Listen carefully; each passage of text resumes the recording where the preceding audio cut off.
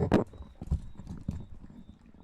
welcome in, football fans. You just heard the national anthem, and we've got a little flyover coming in right here for the last home game of the season, 2024, for your Friendswood Mustangs. Senior night, of course. The crowd is still filtering in, and it is going to be a whale of a game tonight. We have Kingwood Park coming in, same record as your Mustangs. Both teams fighting for that last playoff spot. The winner of this game gets the 4 seed. Loser of this game will not be going to the playoffs. I am Kirk Lowe, joined as always by Coach Josh Fritz. And in the booth with us tonight, not on the field, Jacob Ritz. Guys, it's time for some football. Absolutely. It is time as the flyovers going out of the stadium right now. Pretty cool look. They got the lights flashing. The big planes are going over. That's pretty neat on this Patriot at halftime. And, of course, senior night, as you say. You know, Kirk, you mentioned this game. Jacob and I were talking here pregame that as you hear the crowd going crazy for the plane going over again, it's a pretty neat sight here. Eerily similar as far as our common opponents, LaPorte, Angleton, Pasadena, and Crosby. Scores are almost the same each and every single week. Right. And, of course, you look, Jacob, we were talking about looking at the district points for and against and overall points for and against. Very, very close on both sides. Absolutely. I mean, this Mustangs team, they're super evenly matched, so I'm anticipating a really good game tonight. Like we were talking about pregame, I mean, this is essentially a playoff game. It's not, but winner goes home after this. So, in a sense, this is a playoff game right here because, yeah, you got the postseason on the line. Oh, yeah, no, and both teams well aware. Both teams know this is a playoff atmosphere. Both teams know you win and go on, you lose, and you have a game to play, but it's one of those games that you're just meaningless. Well, I'll tell you what, looking out, we were noticing the size of Kingwood Park before the game, the receivers. There's some 3 large men out there right now. Right, yes, all 3 of them are over 6 foot, so that should be a tough matchup for these Friendswood corners tonight. But as we know, Friendswood's defense has been its strong suit all season, so I look forward to seeing how they handle that. I'm sure Coach Griff's got, he's well aware of this, and he's got something cooked up for these receivers. No, for sure. And, it's just this is a game for me personally that I have a hard time to get a read on because both teams have, again, like you said, Coach, have the common opponents, have lost, have won. But the way we've seen Friendswood all year is it's just you just never know what team is going to show up. Absolutely. It's going to be the one that played last week in the second half. That was just constantly the offensive line. Everybody was in sync. Other weeks, it's been penalties. It's been so. You're hoping here it is week 9 that you put it all together. Right. Play that game you've been looking for all year because you're going to need it tonight against Kingwood Park. Absolutely, because I don't think Friendswood has played a complete game against a good team this year. And, we've seen flashes of greatness from their offense. We've seen flashes of greatness from the defense, from special teams. And all that matters at this point is the team putting all 3 together for 60 minutes. Yes. No, for sure. What you got? Well, we've got some stats here that we're getting from John Merritt. What a guy, man. His kids have graduated a couple years ago, still helps us out with the stats. Pretty balanced attack all year for the Mustangs. Total passing yards, 1,478, while rushing 1,182. So pretty balanced attack. We saw a lot of that last week, whether it's Brister, whether it's Mikey Butler. I would assume it's going to be Mikey Butler tonight. We haven't heard anything different on that. He was super crisp, I thought, last week.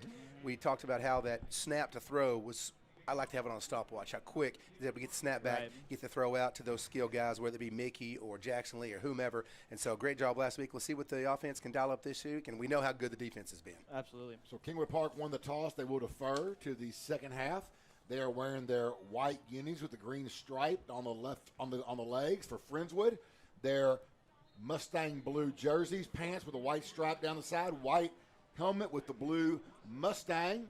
They will receive. Friendswood's going to be moving left to right. Apparently the scorekeeper already has 2 seconds on the clock. We have not started the game. Guy's got a trigger finger over there ready to go.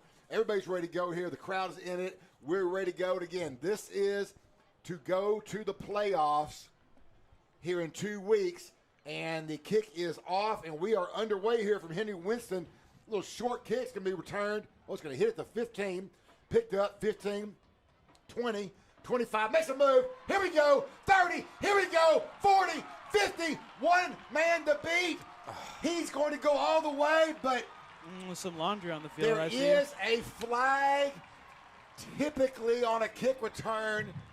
That's not good. It's usually on the return team, unfortunately. Let's see what the call is. That was Jackson Lee. It looks like it's going to be a hold And I will say Jackson Lee was about 15 yards past when they threw the flag, so I'm sure it's an unnecessary penalty on the Mustangs. Yeah, you just absolutely hate to see that. A great return right there called back.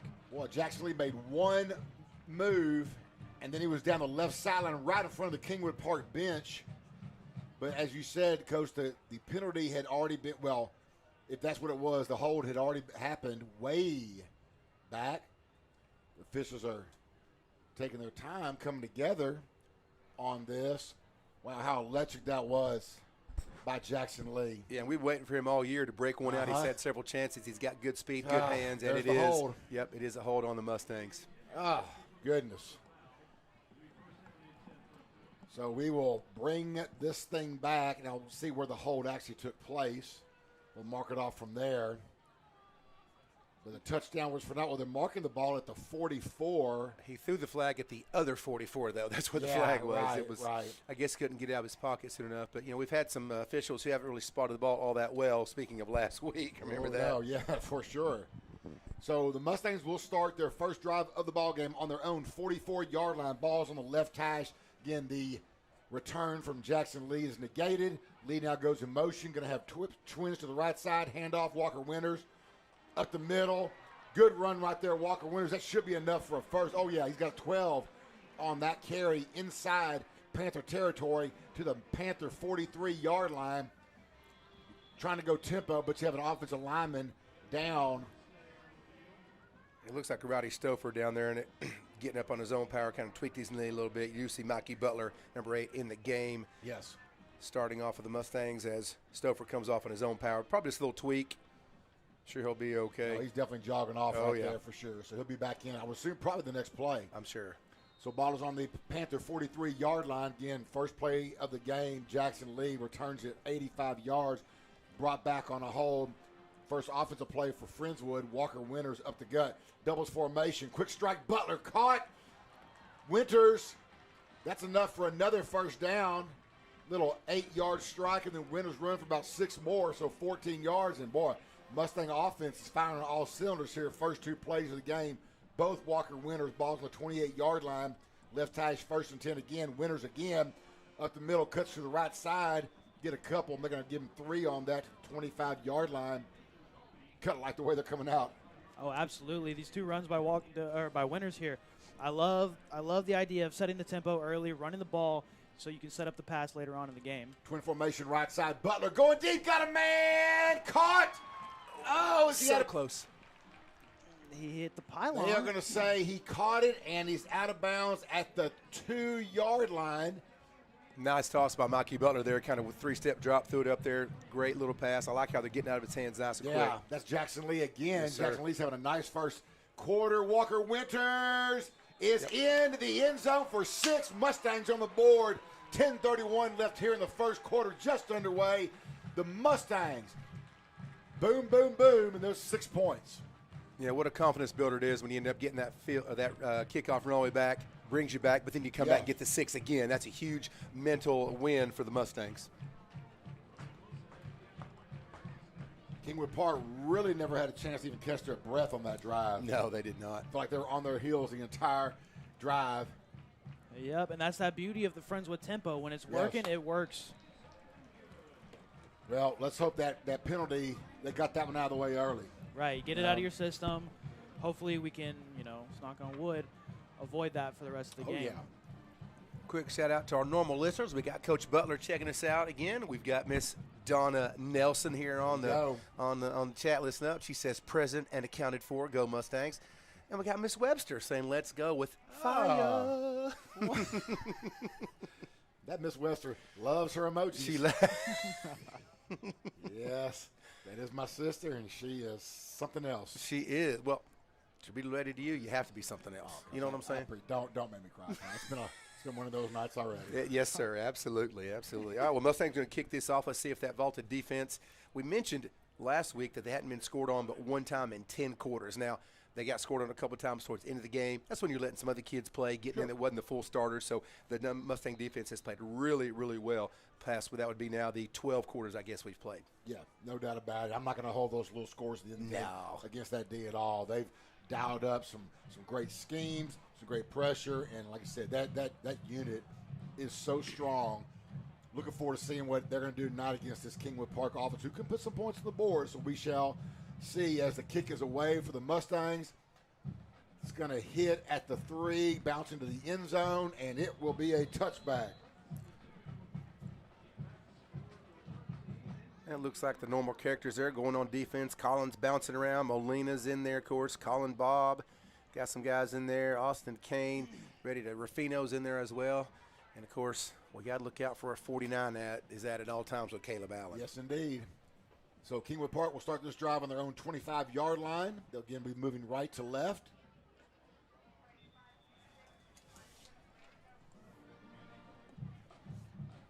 Again, 10:31 just underway here in the first quarter. Mustangs already on top, 7-0.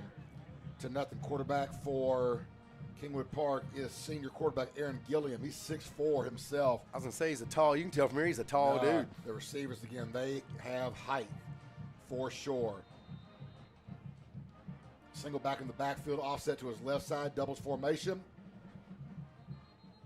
And there's a flag, and imagine we're going to have a false start right there. I think the receiver out there jumped, and we talk to the junior high kids all the time. You're out on an island all by yourself. You're 3 feet from the line judge. You cannot move, right? He can tell you where to go front and back and give you the thumbs up. But if you move, you're right in front of him. You can't hide yourself. Ball is now on the 20-yard line, so first drive for Park. 1st and 15, still doubles formation, single back offset to the quarterback, Gilliam's left side. Now we have 2 backs in the backfield as the slot from the right side came over. Handoff, go quarterback keeper. Gilliam still on his feet, got about 5 yards. Well, back to the original line of scrimmage goes Aaron Gilliam. Again, he's a 6'4", about 180 quarterback on the keeper that time. So we'll, again, get them back to the original line. So 2nd and 10 now for the Panthers. Looks like they also got a couple tall receivers out there. Number 2, Grabner's 6 feet, 175. And number 3, Hartnett is 6'2", 165. A couple seniors out there on each wide, so we'll see if we got to keep an eye on those guys. Doubles formation, single back offset to Gilliam's left side. Again, just underway here in the first quarter. Mustangs already on top, 7-0. Critical ball game. Gilliam back to pass, caught right side. Got to just the 20, they're going to mark at the 28-yard line. Just a 3-yard gain. Will bring up 3rd down and 7 now for the Panthers. And I love these looks that Coach Griffin is bringing out with this Friendswood defense. You know, he starts with cover 1, then he goes to cover 2. Last play, it looked like they were showing pressure, and then he had the linebackers drop out. So a lot of different looks. I think that's that's really helping this Friendswood defense be as dominant as they've been all season. And it keeps Kingwood Park or any opponent on their heels. They're not so proactive because they're just never really sure what they're fixing to face. Absolutely. And so it definitely gives you some second guesses as far as what you're going to call out there. Mm-hmm. Friendswood doing a good job of that all year. 7 seconds on the play clock. Park just getting set. 3, 2, 1. Gilliam just gets it away. Pressure. Gilliam's going to have to run. Oh, he's got some room. He gets the first down to the 40, 45. Brought down to the 48-yard line. Looked like who got him on that last one there? Was that it looked like Colin Bob was in on that. Bob was for sure in that. 3, Rufino came up on that from his rover spot in the back, yeah. But a nice run, pressure that time, but Gilliam avoids it and gets a first down for the Panthers now on their own 47-yard line. He looked pretty fleet of foot on that run, didn't he? He sure did. He did. As we got the little jam from the band kicking right through, don't we? They're looking good tonight. I think some of the junior high band is here as well. Twin formation, left side, single receiver right, handoff around the right side. No, that's going to be Gilliam up the middle. Gilliam's got some room. 40, 30, out of bounds at the Mustang 20. And Gilliam is showing what he can do with his feet tonight. Yeah, that's something we're going to have to look out for. If that's something they didn't see on tape, I'm not sure how much yards he has. I tried to look on Max Preps, but as we talked earlier, we can't really depend on those stats sometimes. Yeah, no. we discovered that earlier. Well, maybe we should go to Dave Campbell's. They seem to be – no, that's wrong. No. Sorry. No, not bad. Ball is on a Mustang 20-yard line now. 8:02 left here in the first quarter. Mustangs up 7-0. If you just joined us, this game is for 4th place and a playoff spot. In 2 weeks from now, it's playoffs. A little end around here. 20, 15, 10, out of bounds, hard hit that time. Oh, and a little late push. No call. Looks like no flag. That's going to be Ruffino again. He just rode over the top by momentum. He wasn't actually trying to, get an extra roll. Another guy, I think, thought he did and gave him a little push, but he was just rolling over the top momentum-wise. That wasn't a big deal. Either way, they're now in the red zone. They're on the Mustang 4-yard line. First and goal from the 4 or the Panthers. Again, trying to answer the Mustangs' quick score.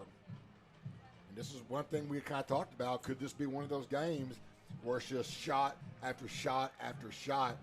Sometimes a good heavyweight battle is a lot of fun to watch. Oh, absolutely. As long as your man comes on top at the end. Gilliam rolling to his right, got a man, and it is brought down. Nice catch, but good tackle that time by Sindelar. And keeps him at the 4, just trying to squeeze that back out of the backfield. Had him, but Sindelar was right on top of him. Yeah, he sure did. He read that the whole way and got the tackle there, and didn't really gain much. As we're talking 7 minutes, and man, like you said, it could be a little track meet today. That's what it looks like so far, gentlemen. That's okay. Yeah, it's fun. Doesn't matter what it is. It's just a game where both teams know they have to win. You gotta love playing in a game like that. Absolutely, all the destinies in your own hands. Yes. Twin formation left side. Got a single receiver up top. Gilliam hands off up the middle. Not a touchdown, but he got 2. He'll be about a yard short, it looks like. What number is that back right there? Was that? I'm looking. Yeah, that is. He 6 won't or turn 8? around. It's a. Was that? That's 8. I'm sorry. That's 8. So Christian Laura, thank you. I'm just trying to make sure those numbers are a little small on their back. That's my way of saying I have old eyes. just trying to be I'm positive. the same age you are. I'm not saying much. 3rd down and goal now from really just inside the 3-yard line for the Panthers. Wouldn't be surprised to see Gilliam on a keeper right here. We'll see what they do. Gilliam barks it. Gilliam hands off up the middle. No, sir. And he is not going to get it. He gets inside the 1. On 4th and maybe half of a yard. Oh, my gosh. That was Laura. Now let's see where they spot exactly. Yeah, he's inside that 1. That was big 97. Jacob Linda getting in there, making that stop. Nice play by him. Are you going for it or going for the 3 points? Nope, they're going for it. Right here. Yeah. Quarterback under center is not going to be in the pistol. Is he going to bump and go? He's going to bump. He's going to go. He got that push from the tailback. Just barely got in right there. He got in. Aaron Gilliam with the 6. Hard-fought 4 downs right there by the Friendswood defense inside the 5. Absolutely. Great stand, but again, it's eventually just too much right there. And Gilliam's initial shot didn't get in, and then he got that push from the tailback, and that was all he needed right there. Right, I was getting ready to say he got stopped. Oh, he did, yeah. And then right at the very last second, like you said, that halfback just gave him the push that he needed to get in. So 7-6 Mustangs, extra point coming up. It's going to be Alex Hartnett on the kick. Kick is up, kick is good, and we have a 7-7 ball game here, 5:24 left here in the first quarter. As we've said, we're going to say it a lot tonight. This game comes for playoff seeding. There's 3 more teams in the playoff race for this district. Of course, if you've listened to our games this year, you know it's Angleton, LaPorte, and Crosby. LaPorte, they just laid the wood last week to Crosby. And tonight, Angleton and LaPorte are battling the only 2 undefeated teams in district. They are playing to see who is going to have that number 1 seed. Yeah, and just looking at the standings again based on Max Preps, you've got overall 8-0 Angleton have scored 476 points, only allowed 48 points in 8 ball games. Wow. If that's accurate. Assuming that's correct. Assuming that's correct. That is it's a big chunk. They've had a really good season this year.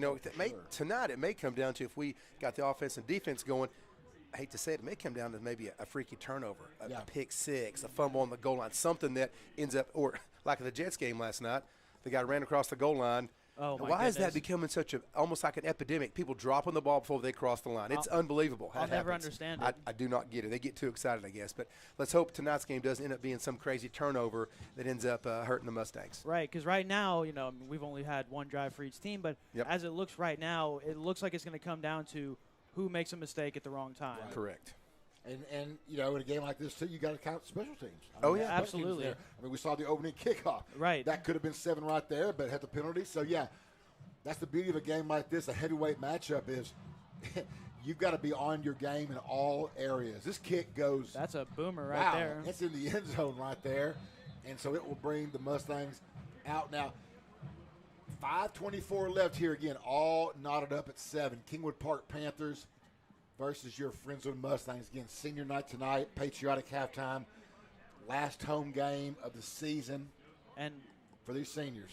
Last broadcast for legendary broadcaster Kirk Lowe here at Henry Winston Stadium as well. You know, so this is a big one right here. It's a big one for a lot of people, yes. And it's we'll talk about that later. It's been a lot of games here at Henry Winston over the last, at least about 22 years. So pleasure to do one here tonight. Would love to go out on a win just as much as these guys would for sure, I assure you. Yeah. 1st and 10 is going to bring up 2nd and 10 as winners went nowhere, trying to just go off that right side and nowhere to go on that run. So it'll bring up 2nd and 10 now. And so far, Kingwood Park has yet to mix up their defense. They've only come out and cover 2-man. So it might be time for Johnson to bring out some 4 verticals to kind of separate these safeties and take the lid off of this defense. A baby with a hurdle. Now, it was a low hurdle, but he got over him to the 32-yard line. So that'll bring up now a 3rd down and 3rd and 3, they're going to say. I like the idea, though, on that. Yeah, absolutely. They haven't gone to a BB Butts this year, but got a nice set of hands there, and he did a good job. Oh, a little pressure that time for the Kingwood Park Panthers, and they shut Winters down right there. Brought some, had a little movement up front there. Linebacker coming off the edge of that tackle and just nowhere to run. Nowhere to go on that. Sure plugged that gap. So Mustangs now, it'll be a 4th down and 3, and they will punt this away. So 2nd drive of the ball game for the Mustangs goes nowhere, goes 7. And they will now give the ball back to the Kingwood Park Panthers. And, it might be noted here that number 67, Stouffer, did not go in on that offensive series, and he normally is the starter on the line. So we'll see who's gone in there and how that affects us blocking the rest of the game. Good snap back. Wilson's kick is high, and it takes hits at the 40 of Kingwood Park, takes a Park bounce, but they're going to spot it at the 41. So Kingwood Park will have good field position here to start the 2nd drive. What we know about the opponent for both these teams, whichever one wins this ball game tonight, looks like it will be A&M Consolidated who's going to win that district. And, of course, that first game now the last couple of years has been on the higher seats home turf. So right. A&M Consolidated will host the first round of the playoffs against either your Mustangs or Kingwood Park, whoever comes out tonight on top. And that will be in 2 weeks. Trip formation, actually empty backfield here. Trips right, Twins left. Gilliam back to pass. He scrambles. He's still scrambling, being chased. Now he's got some running room, and he's going to get about, let's see where he actually went out of bounds. They're going to give him the about 3 yards, really, but he had a little room right there and just hit the sideline. Good pressure that time by the Mustangs. I don't think Gilliam's concerned about that. He doesn't mind to run. No, he looked like he was getting out there. I thought he was almost line of scrimmage. He must have stuck his arm out there a little further and got a couple extra yards. Yeah, when you're 6'4", you can stick your arm out. You can do that, yes, absolutely. 3:44 left here in the first quarter. 7-7. All knotted up. Gilliam must have gone out of bounds on that as the clock has stopped. Yeah, I believe so. 10 seconds on the play. Well, now we're down to 5 seconds on the play clock, and they are set now. Gilliam back to pass. A little pass out short. That'll be behind. Nowhere to go there. That'll be a loss of about 3 or 4 on that play right there. Aaron Andrews on the catch, and he just caught it and really just nowhere to go on that. So now it's going to be a 3rd and 10 back at the 41. So far, Kingwood Park's main weapon has been quarterback Gilliam, but it's been with his feet, not with his arm. Right. Yeah, that fake that he ran on that first drive, is where a majority of his yardage came from. But both times they ran that little option. Friendswood's defense completely bid on the handoff to the running back. That gave Gilliam a ton of yards on both carries. So we have twin receivers to the right side, single receiver left, got a wing to the left as well. Now man in motion, high snap. Gilliam, I bet he runs on this one. Oh, he's got a man. It is caught. Beautiful catch that time by number 11, Luke Elliott. It's one of their 6'4" receivers. And, that was just right in the breadbasket right there. He had a defender right on his backside, and, You know, if that ball was anywhere else, that's probably an incompletion. Or if it throws it just a little short, would have been nice. But right. He put it up there. And again, you got a 6'4" quarterback throwing a 6'4" receiver. That's nice. Right. And you also got to respect his legs. You can't come up too soon. Things are going to run. And he threw the ball. I thought he would run that. I thought he did too. He had a lot of grass right there. Yeah, for sure. they sure did. But you got to respect both those. It's the kind of little dual threat that he's shown this first quarter. Absolutely. 2:18 left here in the first quarter, all knotted up. Panthers inside the Mustangs 30-yard line. Little end around left side. No, where's it go? That's going to be tackled for a loss. Looks like by Caleb Allen right there. I do see Allen in there for sure. Looks like Caleb Condon as 15 well. is in there. Yep, good job, Caleb. It's going to be a 5-yard loss. So it'll be back to the 35-yard line. There's the Friendswood defense. Mm-hmm. And that was that same little touch pass that they ran earlier that got him down inside the red zone. So great job by Friendswood right there, not falling for it a second time. Under 2 minutes left here in the first quarter. 7-7 ball game. Ball's on the Mustang 35-yard line. Kingwood Park now 2nd and 15. Got trips to the wide side of the field. And they're completely content taking almost the whole play clock every time, aren't they? Every time.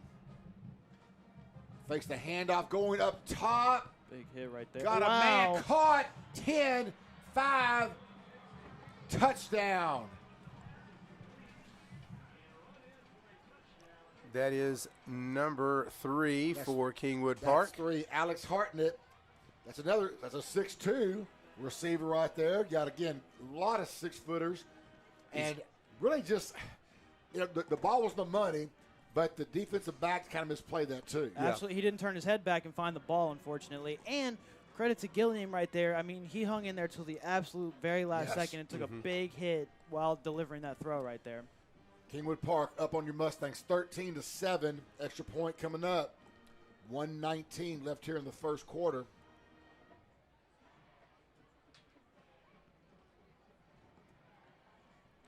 Ball is down. Kick is up. Kick is good. It's 14-7. And if you have, if you have Hartnett on your fantasy football team, he gets the touchdown and the extra point. He scored all 7 of those right there. And with no wind blowing, the flags are barely even moving. That extra point was good by a lot. So if it comes down to something we mentioned earlier, maybe a field goal or something, if he's their guy, he does have a decent leg to get it across there. 14-7 Kingwood Park, 1:19 left here in the first quarter. Again, appreciate everyone listening tonight. We've got a few on there, it looks like. We do have a few. We've got Mr. Merritt, of course, and Bruno. And, again, we mentioned Miss Webster and some people checking us out. Thank you all so much. And usually every week I get a text or somebody that's listening maybe doesn't chat us up. And Coach Truman told me last week he listens every single week. We're happy to have Coach Truman, For sure. A great Mustang, played running back. He started at the junior high, worked his way up, coached here at the high school, did football, and decided to take a break got 2 little kids, and I don't blame him one bit. Got a young daughter and a young son, and he's a great teacher, does lots of innovative stuff. He's just a good guy all around. I got to scout with Truman a couple times back in the day when he was working with us, so it's good to see him listen. Says this is how he gets his fix. He listens to the ball game us. So, Coach Truman, brother, we're glad to have you listening. Appreciate everybody listening. Absolutely. Love to have y'all with us every week and through the highs and the lows of these football seasons. And the Kirk lows. That's a great segue. That's probably the best you've ever had. Because it involves you, that's why. That's right.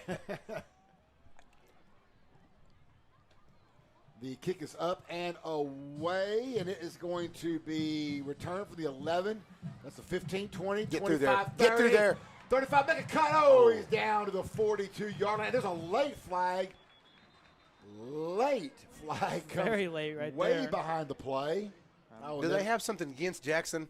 That's what it looks like so far. He's had a great game, and it's only been the first quarter. But you'll look at the stats, and it's going to be nothing because you bring it back. I know. Wait, what's the call here? Well, there's the hold against the Mustangs. That's 2 big kick returns, 2 big holds. He's going to have 0. It's like it didn't even happen. I know. That's annoying and frustrating. He's had a good game so far. Let's see where this hold took place.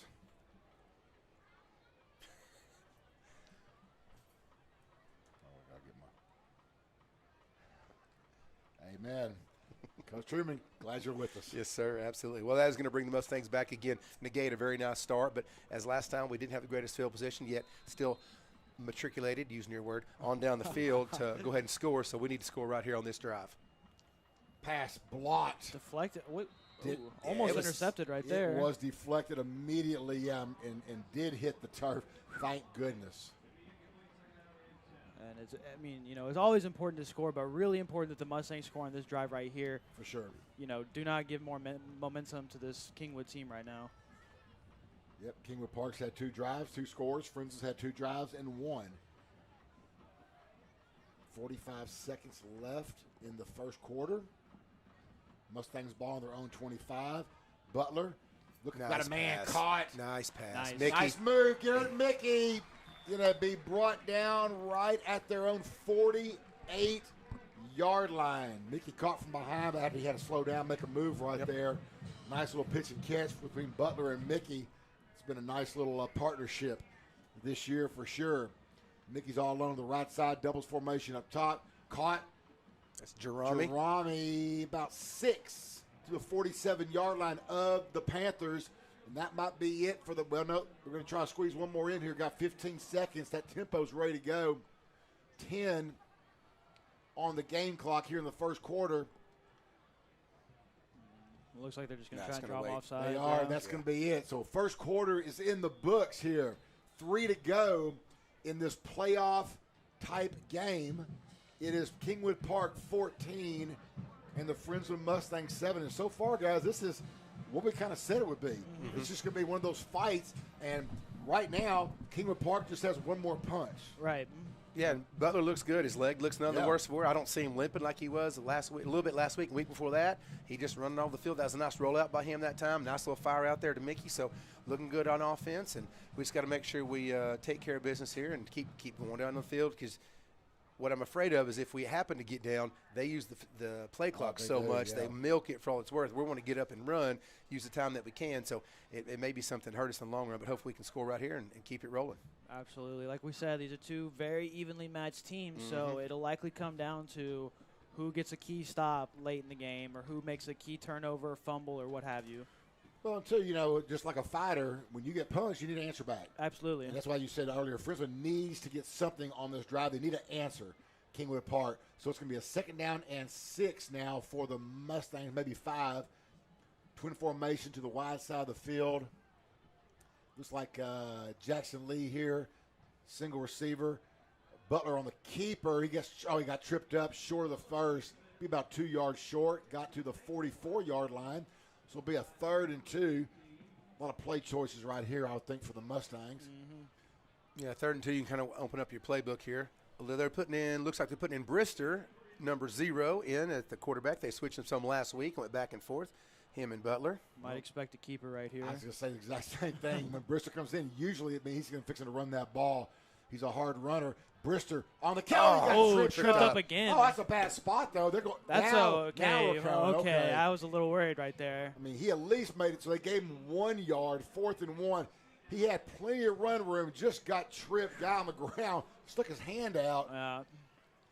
But you think with Brister's size, just fall forward. Right, you'd get those 2 yards. And it's going to be a 4th and 1 on their own, the Panther 43. Yeah, it looked like number 14, Ethan Elliott, getting back there and tripping up Brister. So right now, Friendswood's offense is on the field. And see if they use a timeout maybe to get a it looks like they are, I was just gonna say, if we're gonna go for it here on 4th and 1, keep it simple. All we need right here is 1 yard. I wouldn't be against just run the same thing. I would run the exact same play. Brister can get you that yard. Right. I mean, he was a turf monster trip away from getting the first down and then some. So for sure. They might even try to do a quick draw offsides, hard count, then have a play ready to go if that doesn't work. Right. Speaking of offsides, this time last game, I think Porter had 7. Yeah. Yes, it was a lot last week. Yeah, you're sure right. I forgot about that. Have there been any penalties on Kingwood Park yet? Friendswood has a couple big ones. Not that I'm aware of. They did have a false start. Oh, that one false start. Yes, that is correct. Right. But other than that, it's been a clean game for sure, and that's important in a game like this. Here we go, 4th and 1. Brister in the game. Brister's going to keep it. That's a first down for the Mustangs. Nice. There we go. Like you said, Jacob, keep it simple. Keep it simple. I love it. I love the play call right there by Coach Johnson. Butler comes back in the ball game now. Brister did his job, got the Mustangs at first. The ball is now on the Panther 40-yard line. Boy Brister, nice job. Doing what he's told to do. Kind of waited and paused a second. Found that hole, made it right through. Again, second quarter here, 10:23 left in the second quarter. And here in the first half, Mustangs down 14-7, but driving. Ball is on the Park 40-yard line. Butler back to pass. Got a man. It's caught. Jackson Lee broke a tackle. 30, 25, 20. Running a tightrope right there. And he sure did, but he's out of bounds at the 24. Was that Lee or was that Mickey? Oh, that's sorry. That's Mickey. Yeah, Garrett that was Mickey. I don't know what. Yes, that's right. 5 and 6 are so hard to see. I get them mixed up all the so time. Hard. Yeah. But we definitely want to give credit. Garrett Mickey, nice move that time on that sideline. Like I said, tiptoed. Now to the 24-yard line of the Panthers. Walker Winters in at tailback, offset from Mikey Butler. Do have Jerami, Lee, and Mickey. Handoff Winters. Cuts it back at the middle. Nice little move right there. He's going to get 4 on that to the 20. Mustangs just get a solid drive so far here to start this second quarter. Down 7. Need to finish it. Don't want to finish short of the end zone. Need to get that 6 right here. Handoff. Nope. Butler on the keeper up the middle. Nice hole that time. He's going to get about 2, maybe 3. You know, aside from a couple times that Kingwood Park has brought pressure, it looks like they've only been running cover 2 base for pretty much this whole game. So we'll see if that continues. 3rd and 3 now for the Mustangs in the red zone at the 18-yard line. Of Beebe offset to the right side now. The H-back. Butler back to pass. Going up top. Got a man. Caught. Woo. Touchdown. Garrett Mickey for the 6. And just like that, Mustangs down 1. Another great catch by sure-handed Garrett Mickey. Yes. I mean, it's almost like every week he just keeps topping, what he did last week. It's incredible. And the defensive back that time took a swing at it. Absolutely, really swatted, and right. which is obviously distracting. Mm-hmm. Mickey kept his eyes. The jump by the DB was a little off. Mm-hmm. And next thing you know, you got still 6 points and a extra point away from a tie game, and the extra point is there. And it is good for Ronan Wilson. And it's all knotted up at 14. So you got punched, you answered. Yeah, absolutely. And look, maybe that ball might have been even tipped by the DB because it kind of fumbled. It fumbled in Mickey's hands. Way to keep his eyes on it and catch that thing.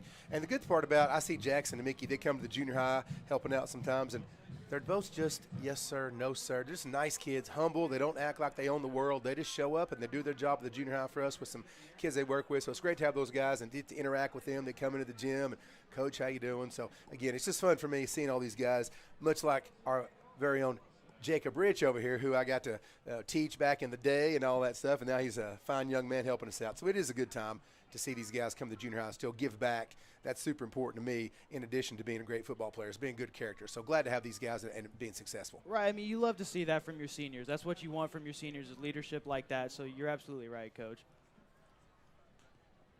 And just, what's amazing about this game, and we're talking about seniors, is it just goes so quickly. This group of seniors in, out, guys who are in elementary school now will be seniors before you know it. Oh, yeah. It's just amazing. Oh, yeah. We talk about it all the time, Kirk, how, with Justin coming through here, and I got to coach Lauren, and just, my own son turned 21 last week. My daughter's home this weekend. She's 18, about to be 19. I'm like, well, the only problem with that is that means I'm older, too. I don't like that part. You know what I mean? That's what people say. That's what they say. They say we get older. I don't know. Yeah, I don't know. That's the rumor. You're just refusing to go, huh? Just forget it. I'm fighting every daggone day. Kickoff is up and away. It's going to be caught at the 10-yard line. A little right side return here to the 15. Nice. Get him down. And that's a great tackle by Garrison McElwain, 34. McElwain, your second favorite Garrison. Absolutely, right, yeah. And he's got some wheels on him. He can run, too. He played for me at the junior, and he always was a fast kid, so I'm super happy for him. Nice play by Garrison. Oh, absolutely. A little solo tackle, the field. Yeah. Nice job right there. That's a great kickoff gunner right there. 9:05 left here in the first half, all knotted up at 14. This is just like this is the game that we thought it would be. We said it was going to go back and forth, and let's see who has the ball at the end and who makes least amount of mistakes when it comes to turnovers, and maybe a crazy penalty or something like that in the game. But we know that Kingwood Park's going to take all the play clock. They've done it so far. I was just going to say that they're very satisfied with just letting the clock run, get squeeze every little thing out of this, and not give Friendswood more opportunities. Empty backfield now for Gilliam. Ooh, Had a little jump by Caleb Allen, got back. Gilliam on a keeper. Nowhere to go. See who got there first. First is 97, Jacob Molina. Oh, yes. And then Caleb Condon, number 15's in on that. They did not give him any running room that time. Got one, so 2nd and 9 now. And I like that because so far Gilliam's done pretty well on his feet. Yep. He has to slow that down a little bit. Looks like they're trying to run away from 49 Caleb Allen, which, again, I don't blame him. I'm about to say I can't blame him for I that. wonder where they got that tip. Maybe from some video of a few games ago. Or last year even. 2 years yeah, I was ago, about to say, yeah. even last year, yeah. Yeah, smart coaching over there for the Panthers. 2nd down and 9. Single back in the backfield, offset to the left. Gilliam back to pass, pressure, rolling to his right, throws it, caught, but it's, well, they give him about 3 yards on that. Pretty nice catch, a little tiptoe there on the sideline. That's number 3, Alex Hartnett. Gilliam, though, was just running for his life on that one. Right. You know, as they take the whole play clock, I'm sitting there looking at the linemen. They just got to be so still for so long. That has to be somewhat tiresome. Sure. At the end of the game, maybe they'll make a mistake, but that's got to be hard to sit there for a good 8 to 10 seconds, not moving, waiting on the ball to be snapped. That's tough. Oh, absolutely. 3rd and 7 now for the Panthers. Big 3rd down here. See what Friendswood dials up on defense. Got Gilliam pressure. Got a man on the backfield's caught. Boom. He is going to be brought down. Solo tackle. That is number 31 for the Mustangs. 31, Thomas Daly. Nice play, Solo Thomas. tackle. Going to be a 1-yard loss on that. Yeah, and I mean, he read that little pass into the flats last week, and he was there as soon as the ball was Good there. point, yes. Great play. No, that was perfect right there. So Kingwood Park does not answer the latest shot from the Mustangs, and the Mustangs now with 7 minutes here left in the first half got a chance to get a little return here. Let's get Jackson Lee some stats right here. Come Oh, on. I know. I'd He love has to been see it. itching for that for sure. You know, I mean, he's leading this game in called backyards right now. Yeah. So. In imaginary yards. Yeah. Returnable. For Bounce sure. up. Bounce up. Here we go. Lee, 43-yard line. Make a move. 50. Brought down inside Panther territory to the 48-yard line. But we'll take it. That's not a bad place at all to start your next drive of the ball game. And remember, Kingwood Park will get the ball to start the second half. So the Mustangs want to try to end this in the positive as far as the score goes. But more importantly, again, you want to keep the pressure on. You've answered the last shot. Now you've got them down a little bit. Right. Now you want to just drive that fist in there a little bit more. Is that too aggressive for a podcast? I apologize. No, it is not at all. Okay. Right on the money there, Kirk. Yeah. Sorry, it's the weekend. Hey, no, it's all right. I was going to the say the weekend. same thing. Butler, pressure. Oh, Butler brought down for a sack back to his own 45-yard line. Didn't have a chance. Had a man to his right, had a man to his left. Yeah, I mean, he just had no time as soon as the ball was snapped. Yeah. I wasn't sure. He didn't even bring the ball back like he was going to throw it. So They're actually going to spot it at the 48 of the Mustangs. So a 4-yard loss. Looked like it could have been much worse right there. a lot of cushion they're giving Jerami, right? That could be a free 6-7 They yards. sure are. Butler, pressure again. Ah, nice. Nice Goes a screen. pass. Good setup. Oh, that's Bateman. 40. Great 30. setup. Go. 20. 10. Oh, it's a late flag. You there's gotta be no kidding way. me. What is that There is flag? no. That is not a penalty on Mickey. There's no way. Coach Johnson's I coming. was He's watching furious. that. There's That- no way. I cannot believe what I'm seeing right now. That was a great block by Garrett Mickey. No. Bateman got inside the 10, but they threw a They've flag whopped it on off. Garrett They're whopping it Mickey. up. They're whopping it off. They did. Okay. Yes, sir. There you Yeah, go. okay. Yes. I was going to say what a great block by Mickey to That string was a that another garbage 5 call, yards. and Yes. they waved it off. Very Yes. good. He saw his face. He didn't hit from behind or the side. Great. Hey, what a great screen that was, though. And we're gonna. Well, the officials are coming together to talk now. They've waved the flag off, but all the officials are coming together. Meantime, the ball is spotted on the 5-yard line. Yeah, there's no way that's a penalty. What a great job by the line. I think we got number 51, Hendricks, is in for Stouffer right now. Those linemen up front, you got him, you got Boyer, 55, Vu. Those guys got in there and set up a great screen for Bateman to get that. Great little touch pass by Butler to get that yardage. Absolutely, yeah. And I was going to go down there and have words with that ref if he was going to call that back. Hold on, let's see now. What? Okay, it's first down Mustangs. Okay, yeah. I thought we were going to have some kind of some tomfoolery, but we do not. Coach Johnson might have lost his hat and his headset. I wouldn't have blamed him a bit. Can't blame him in the slightest. No way. I'm just glad Jack's up here with us. He'd been on that sideline. He might be on the field right now. Right, he'll be asking for somebody for a helmet. Yeah, I know. Yeah. Well, now we're talking to the Kingwood Park coach.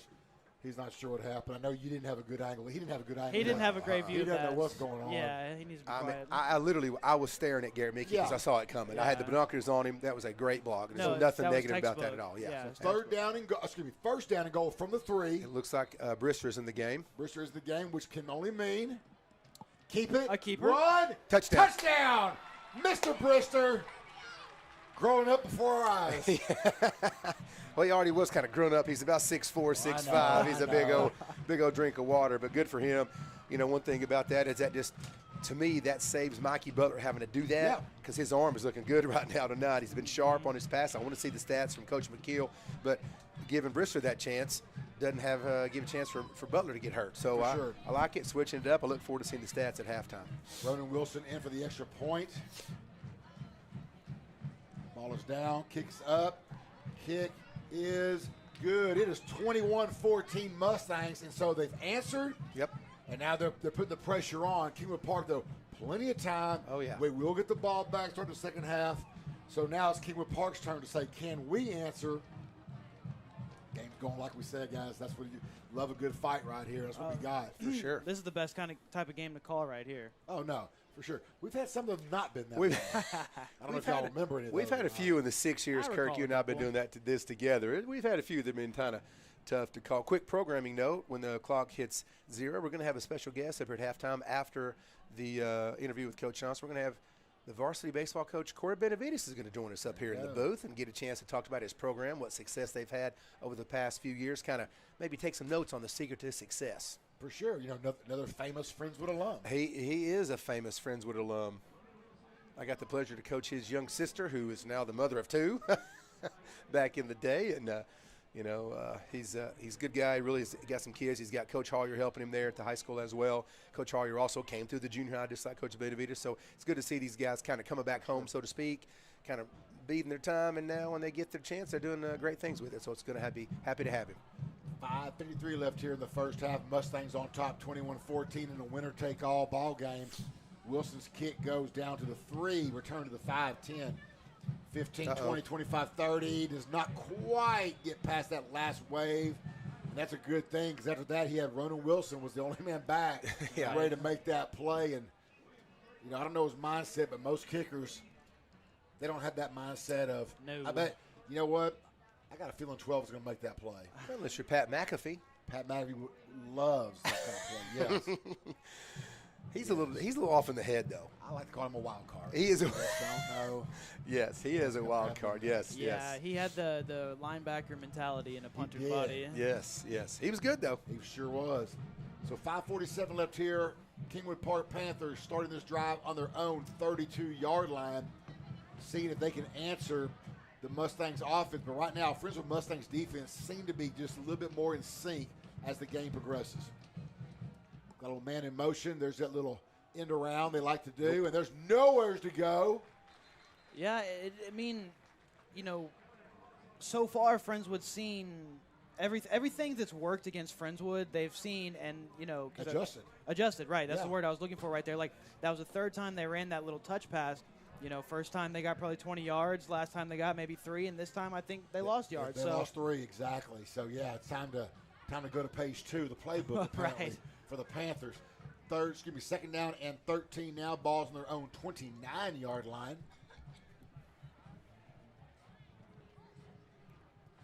Five minutes left here in the first. Oh, man, corner's playing up tight. Yep. Going to be a handoff and another loss.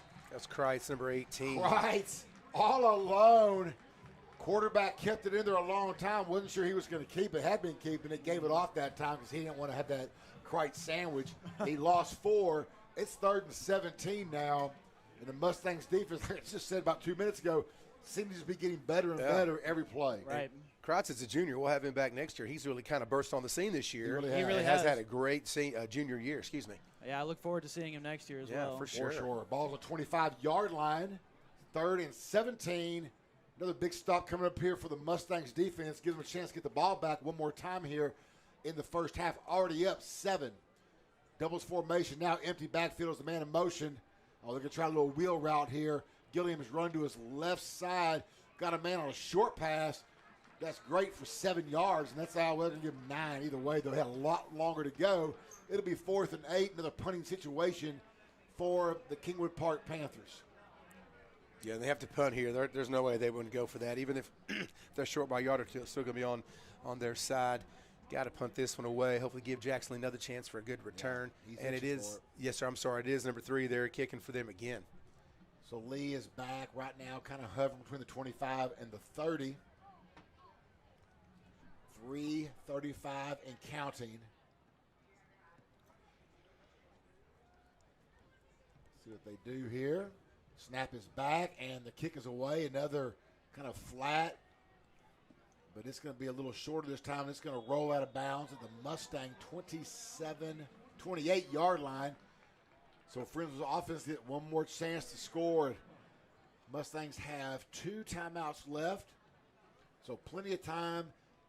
I mean, it's just the opportunities there here to kind of put a little cushion, which would be the first opportunity if anyone's had in this ball game. A little breathing room would be nice. Yes, sir. And they pretty much kicked that away from Jackson Lee. I figure he's had 2 great returns called back. They don't want to get bitten the 3rd time, so they kicked it away from him. But really, if the Mustangs, because you mentioned Kingwood Park gets the ball back at the beginning of the next half, if Friendswood could score here, that would be nice to have a little cushion going into the locker room, build some confidence, and the rest of the ball game.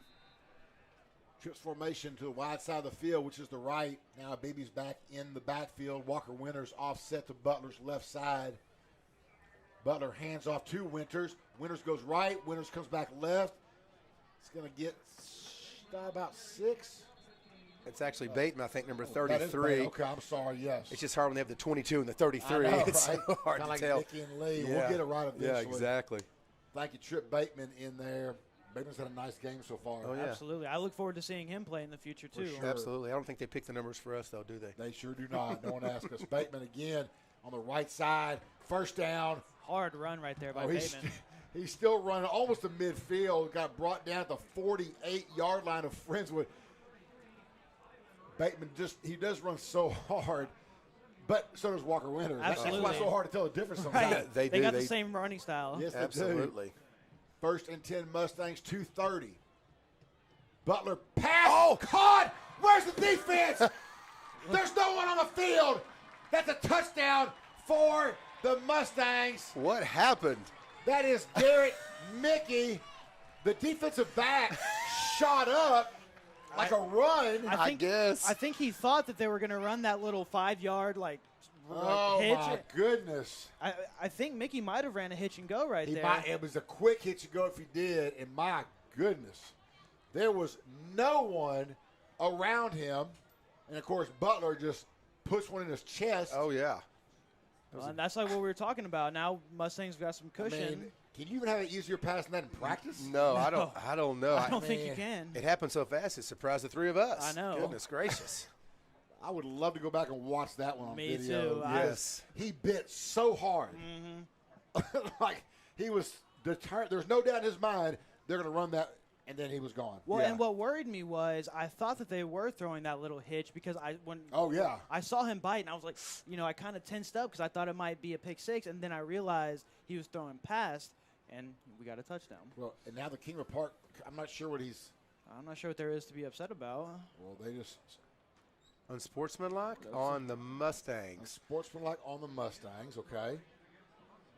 I'm not sure what that So they'll do that on the kickoff. So I do know that Mickey and Jackson Lee, they did a little roll after they scored, and they jumped up and they had like a little gun like they shot each other. Did some little celebration. Maybe that has something to do with it. Could but be. They're kids. Let's have some fun, right? Ronald Wilson's kick is up and good. It's now Mustangs 28, Panthers 14. I don't know if that was it, but that's one thing I saw that they could have called, I guess. But again, though, whatever. That doesn't bother me. Whatever, we got the touchdown. The points are on the board, and we'll take the 15 here. 2:21 left. So Panthers still will they have all 3 of their timeouts left. We'll have time to get one more drive going here, but again, what is just a shocking play. And what's confusing on the defense, there was nobody over the top for the help. I know. There was nobody, Rover, free at the top. There's no to be seen. Like you said, Jacob, he looked like he bit. That was the easiest pass. Butler just rocketed it right in there and then touchdown. So, yeah, that's crazy. Good recognition of Mikey Butler. Maybe if it was going to go to the right, to change his mind and see the guy bite and hit it out there to Mickey. So that's, 2 touchdowns for Mickey already in the game? His fantasy owners are got to be happy with that. Oh, for sure. and a whole half to play here. Oh, I know. Oh, yeah. Yeah, they're salivating for sure. Of course, we do not promote fantasy or any sort of betting here. Of course. I would never do such a thing. Thoughts of this is not reflective of FISD. Correct. 1-800-GAMBLER if you have a problem. Just call the number at the bottom of the screen. Yeah, so here they are enforcing the penalty here on the kick. You know, if in the pros they talk about these penalties in college, especially for unsportsmanlike. If you really want to stop them from doing it, then that unsportsmanlike takes away the touchdown. If they're just going to give you the touchdown and add the yards, some people don't care about the yards. Right. What does it really mean if you're going to put it on the kickoff? Right. If you're really actually going to try to hinder that, but I think that's almost too extreme. You know what I mean? For sure. I mean, why are we trying to take the fun out of life? Exactly. I mean, Yeah, just let him have young fun. man just scores a touchdown and just did he deep undignify that player? I don't know all I know is that defensive back, I think he's back on the bus now. We're going to have to call a timeout because we're running out of time. I'm sorry, Kirk. The clock is getting down to 3 seconds. I mean, I don't know. I think Mickey deserves a little celebration on that. Absolutely. Well, me too. I mean, if I were Garrett Mickey in that situation, I mein, I would just be acting belligerent down there. So he's better than me, you know. So I don't agree with that at all. Tell you what, the loquaciousness from the group tonight in the booth is phenomenal. Whoa. Yes. $50 word, Kirk. Where did you hear that one? Yeah, look, Josh over here looking at it. He's got his Tennessee dictionary out. Is Lauren Lowe listening? Both pages are flipping right now. Is Lauren Lowe listening right now to her father? I guarantee you she is not. She is not. Okay, well, I need her. I need Lauren Lowe, LL. I need you listening. Oh, goodness, my goodness. Hey, don't forget a quick programming note. We are going to have Coach Benavides. He just showed up in the booth with us. Going to have him at halftime after we listen to the quick interview with Coach Johnson. Good to have him with us tonight. Going to, talk about the program here at the high school. Looking forward to hearing about that. 2:21 left here in the first half. Again, Mustangs just now have gone up 14, but Kingwood Park will or should get some decent field position here after that 15-yard personal foul penalty. We'll see where this one goes. It'd be fun to watch Kingwood Park not take the entire play clock. Yes. That would be great, wouldn't it? That'd be different. Ball's caught at the 25, brought back to the 30. Boom! Oh, what a hit right 35, there. 35, back down to 30. Wow. Oh, goodness. A little miscommunication. That was Jalen Osby, number 1. Osby with just stonewalled him. He actually hit the player, and the player ran into his own guy, and then he ended up. Oh, I don't want the guy to be hurt. Sorry about that, but he did lay the bricks on that, didn't he? He really did. Wow.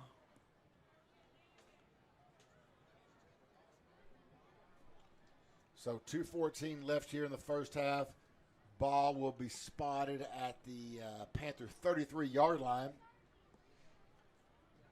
And, I don't think that's as great a field position as you'd like when the other team is kicking off from their own 25-yard line, but we'll certainly take it.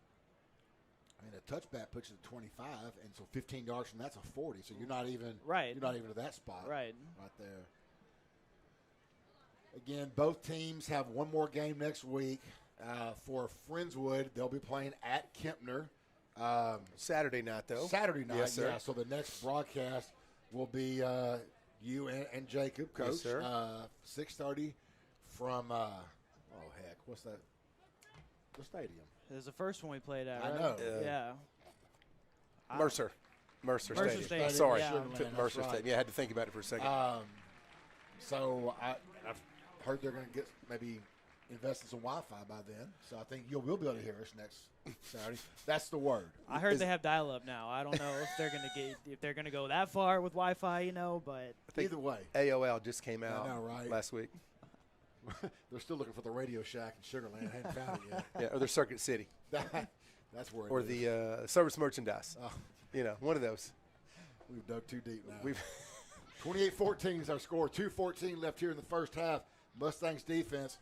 Again, I just feel like they're just getting more confident every snap. I think you're right. Every drive, they've just gotten better, like we've been talking about. So we'll see what they do right here. I can see Coach Griff talking to them. Like you said, too, they're mixing it up enough, you know. Absolutely. And what we're not seeing for Kingwood Park. No, you're absolutely right. Like I said, that play that we just scored on, I think was the first time Kingwood Park did not come out in base cover 2. So you think they'll go back after that burn? I think you might have to after that. Absolutely. See what Friendswood dials up here. Again, you got 3. Yeah, they're all over the place. They're moving right all over now. the place, defense, man in motion here for Kingwood Park. Now going to set up that little screen. Caught, but running backwards. Oh, he's going to maybe make some room. He does. 30, 35, 40, 45, 50. And brought out of bounds inside Mustang territory. Caught the ball and went backwards about 10 yards. Yes, for sure. At one point, he was running in the opposite direction. Opposite direction. Yeah, exactly. And somehow avoids the defenders and gets into Mustang territory now. Just under 2 minutes, 1:59. It looks like we have a Mustang down. It looks like Molina's taking yeah. Might have just cramped up right there. Yeah, I think you're right. Let's hope, because I wondered why the clock was stopped. I didn't see anybody calling a timeout. Well, they did stop it. It just kind of, he was up, and then he just went down, so it looks like a cramp. And he's rubbing it looks like he's rubbing his left hamstring. You know, here we are in November, cramp season. Right. I mean, you think by now we'd be done. You'd think. I mean, you think. Of course, usually it's a little cooler. Normally, it has been kind of warm. Is warm the right word? Yeah, he's okay. Getting up on his own power. Stretching that thing out. He's had a good game tonight anyway. A real good game for sure. So Kingwood Park now 46 yards away from a score, 1:59, but they do have all 3 timeouts. They have all 3 timeouts, and they get ball at half. Exactly. So, you know, we can't have a situation where we let them score here and then potentially give them the opportunity to tie it up once the second half starts. Looks like they got 32 Rudolph in the game there, taking Molina's spot there at the nose. Number 32 getting in there and going to mix it up. Not many times you see a 32 at the nose position, but still interesting, right? For sure. You know, when Justin played, he was 34. He played that nose sometimes, so That's it was funny. always fun to watch that, That is too. fun. For sure. Twin formation, right side, single receiver up top. Gilliam going to scramble. Now he's going to make a pass, and it is overthrown right about the 25-yard line. Gilliam, he's made a few throws when I'm thinking he's got plenty of room to run. Right. Mm-hmm. And we know he can run and likes to run, so I'm surprised, but I'll take it. Absolutely, we'll take it right there. And, you know, another interesting look by the Friendswood defense. It looks like they came out in a 3-man front and then brought a linebacker on a blitz on the outside, which forced Gilliam out to his left. Right. Secondary, that was in good position that time. Even if he got that pass closer, I mean, it was good coverage. Right. That time by the Mustangs D. So it's 2nd and 10 now. And they're going to use one of their timeouts on a dead ball. Interesting call right But, there. I mean, hey, we'll take it. It's their right. Yeah, you can use it whenever you want to. It's a free country, you know. Just interesting call. That's all. Just interesting. But there's a reason we're in the booth and not down there. Yeah, you're absolutely right, Coach. Yours is because you don't want to be. Fair enough. You had your chances. I like the food up here better. Speaking of food, shout out to pepperoni pizza rolls tonight. Not used to saying that. I just wanted to throw that little sponsor tonight by pepperoni pizza rolls. Extra garlic. They're pretty good though. They were very Change of pace. Change of pace indeed. Yes. Yeah, if you're a baked potato lover, you'd be sorely disappointed tonight. You would be, but not for the past 8 years. Mm-hmm. If you were a baked potato lover, you'd become a non-baked potato lover for the past 8 years. We digress. I'm anti-starch. Here we go. 1:51 left here. 28-14, 2nd and 10. Ready to go. Ball's on the Mustang 46-yard line. A little fake and a fake on the end arounds. Gilliam back to pass. Got a man, but it's intercepted. Intercepted by the Mustangs. That looks like 27 Austin Kane with the pick. And he had a window right there. He did. It just didn't have enough mustard on it. No, he had a man behind Kane, but ball slightly underthrown. Kane went up. Wasn't high enough, yep. And the ball is going to be at the 15-yard line of Friendswood. But the whole most important thing of all that is the Mustangs have the ball. Panthers can't score. Mustangs can run this clock down now. And, of course, with a chance to get a few more points on the board. Right, why not? I mean, the way the offense has been playing, for sure. One timeout left here for your Mustangs. So do you run the clock out, or do you just right now? Do you take a shot? You know, I think with a minute 45 on the clock, I take a couple shots. If we don't get good yardage, we'll go ahead and run the clock out. But I'd like to see what my offense can do right here. I think we're going to see a run here on first down and see what they can get, and they do. It's going to be about a 3 or 4 yard gain. Yeah, you run a couple. If you can pop a good one, then take a shot. Yeah. But there's no reason up 2 scores to give the Panthers the ball back at all. Right. Knowing, of course, that they're fixing to get the ball back. Correct. When you come back anyway. You're absolutely right. So let's see here what we're going to do. Now we go empty backfield. Got a BB now is in the tight end position, but we got doubles on both sides. See if a BB's going to try to sneak one out here. Butler, short pass, caught and then dropped right at the sticks. Yeah, you don't want that just for the clock to stop, you know, it'd be an incomplete pass. Absolutely. That was Winters right there in the slot. Yeah, you're right. The worst part about that is, that clock just shuts down now at 1:08. Now they don't get a first down here. You got to imagine Park's going to, throw a timeout here. Mm-hmm.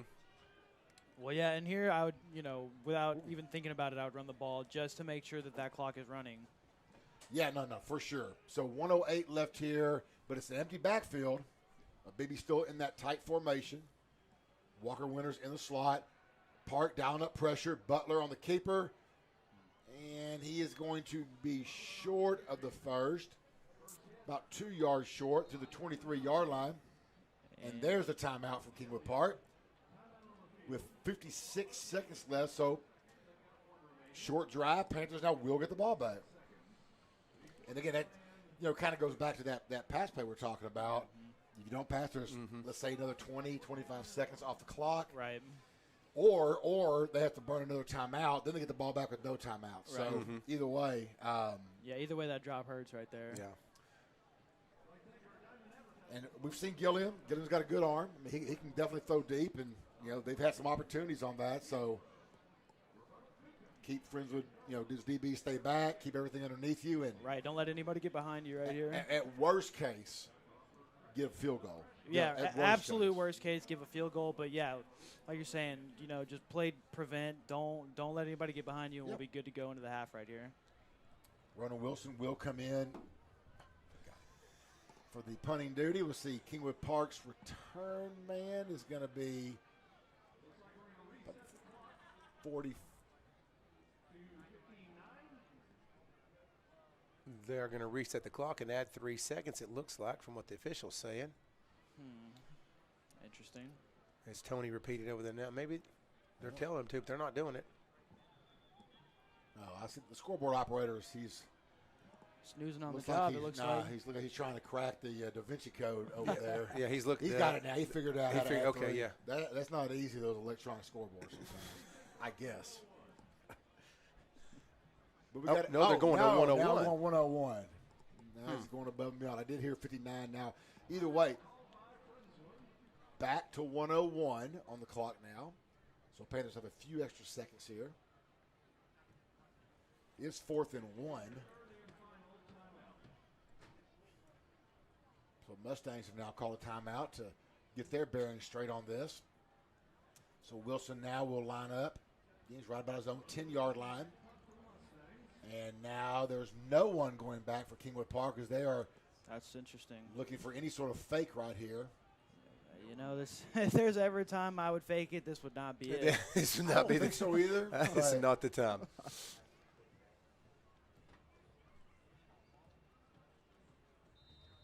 And we are now ready for live action yet again. Oh, goodness. Never mind. Now they're going to call a timeout. Yep. Little cat and mouse here, going back and forth. That was Friendswood called the last one. That's their last one. Now Kingwood Park called their last one. Oh, no, they're calling him back on the field. Before they get the ball back with no time, that's I'm not really sure what's going on the here. officials. If it, Like he's trying to bring a plane. He's just waving them back on, but there was a timeout called from the official up top. yes, sir, there was. Can you call a timeout and say, on second thought, I don't want it? You can't. There's no takebacks. I don't think there's takebacks on timeouts. Yeah. Friendswood's taking their time as if there is a timeout. Yeah. Kingwood Park's on the field ready to go. I'm The head officials running over. color me confused. Easy on the word run. Oh, I know. I know. I was fixing to say. I used that word very liberally.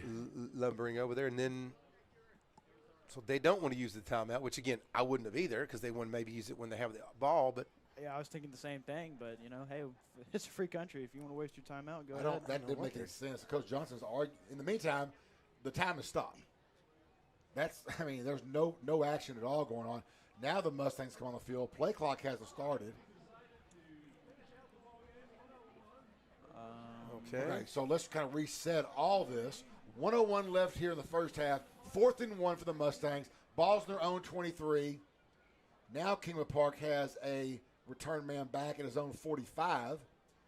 Wilson's kick. He gets a boomer. That's a fair catch. Brought back to his own 38-yard line. Beautiful kick that time by Ronan Wilson. Needed that right there. What a weird series of events right there. Well, I don't know why they wouldn't have a return man, first of all, when you're trying to, get any points you can, so every yard counts. Right. Especially in a situation like that when you think if Friendswood was going to try a fake, that maybe not be the best position. Right, yeah. I'm not going to take a fake, inside my own 25-yard line. But that's just me, though. And even if they're trying to go for the block, I'm not sure I'm going to trust a high school kid not to run into the kicker. No. Right, yeah, exactly. When you're bringing heat like that. Sure. Right. And then that's automatic, and they don't get the ball back at all. So, defensive backs backed up a bit now. It's 1st and 10 from the 39-yard line. One timeout left for Kingwood Park. Twins left side, single receiver to the right. Got an H-back and a tailback. Gillian back to pass. That's caught at the 43-yard line. Dropped immediately. They're going to say he got to the 44, actually. So it'll be a second down now and 6. Clock running, 44 seconds.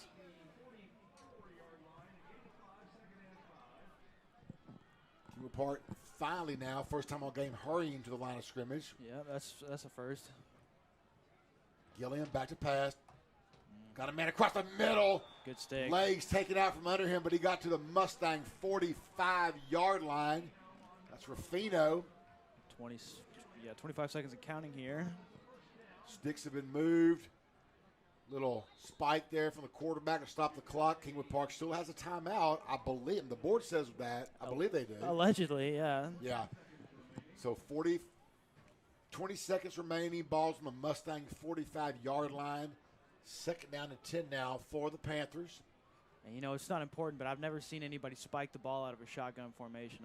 That's pretty rare. I thought that was interesting. That is pretty rare. Single back in the backfield, doubles formation for the Panthers.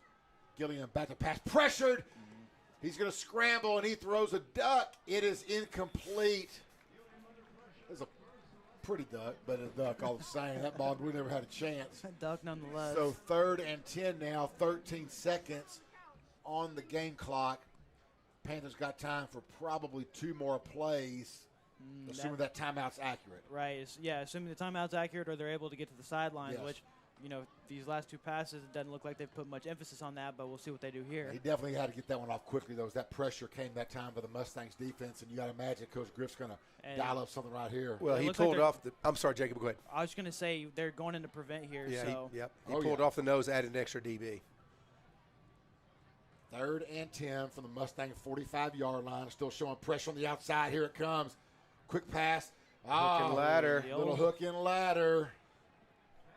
And it goes a few yards to the 37-yard line. That's a little Mark Duper and Mark Clayton from the old – yes. You like that? The old Dolphins days, Dan Reno. What was their nickname? You had Super Duper. Yeah. And Mark Clayton. I thought they had even a combo. Either way, no one cares. 8 seconds left, 4th and 2. And Kingwood Park down to 1 play here. Well, let's see what else they got in the playbook down in the appendix, because that was definitely one of deep on that one. Trip formation left side, single receiver right. Like to see the DBs go a little further back right here, but. Yeah, me too. Pressure. Crite. Nope. Pass is incomplete. And that's going to do it for Kingwood Park. Still 2 seconds on the clock. Friends will come in and get this to halftime. Mustangs on top, 28-14. What I like about when we go prevent, we still bring the pressure. Absolutely. And that's a great point. Just the other day, I can't remember which NFL game it was, but for the first time ever, I saw a team bring pressure on the Hail Mary. And I'm like, what a difference it makes, you know? Absolutely. When you don't give the quarterback all day to sit there and then step into his throw, you're absolutely right. I love to see them bring pressure right there on that while still running prevent defense. Well, that definitely wasn't the Chicago Bears you saw. Oh, no. Nah, they sit back there and had all kind of antics to give that loss to the Commanders the other day. So Absolutely. 28-14 is our score. Friendswood in their victory formation just to end this first half. Daniels goes down, Butler goes down on the knee, and that is the first half. It is 28-14. We're going to hear a quick interview with myself and Coach Johnson from this morning, and then we will have Coach Benavidez, the legend, right after that. And Coach Fritz, you're going to have some great questions for him. We're just going to sit here and chit-chat and kind of get his back history. If you don't know much about Coach B, but we're excited to have him on, so we'll have him in just about 4 minutes. Sounds great. We'll see y'all shortly. Thank y'all very much.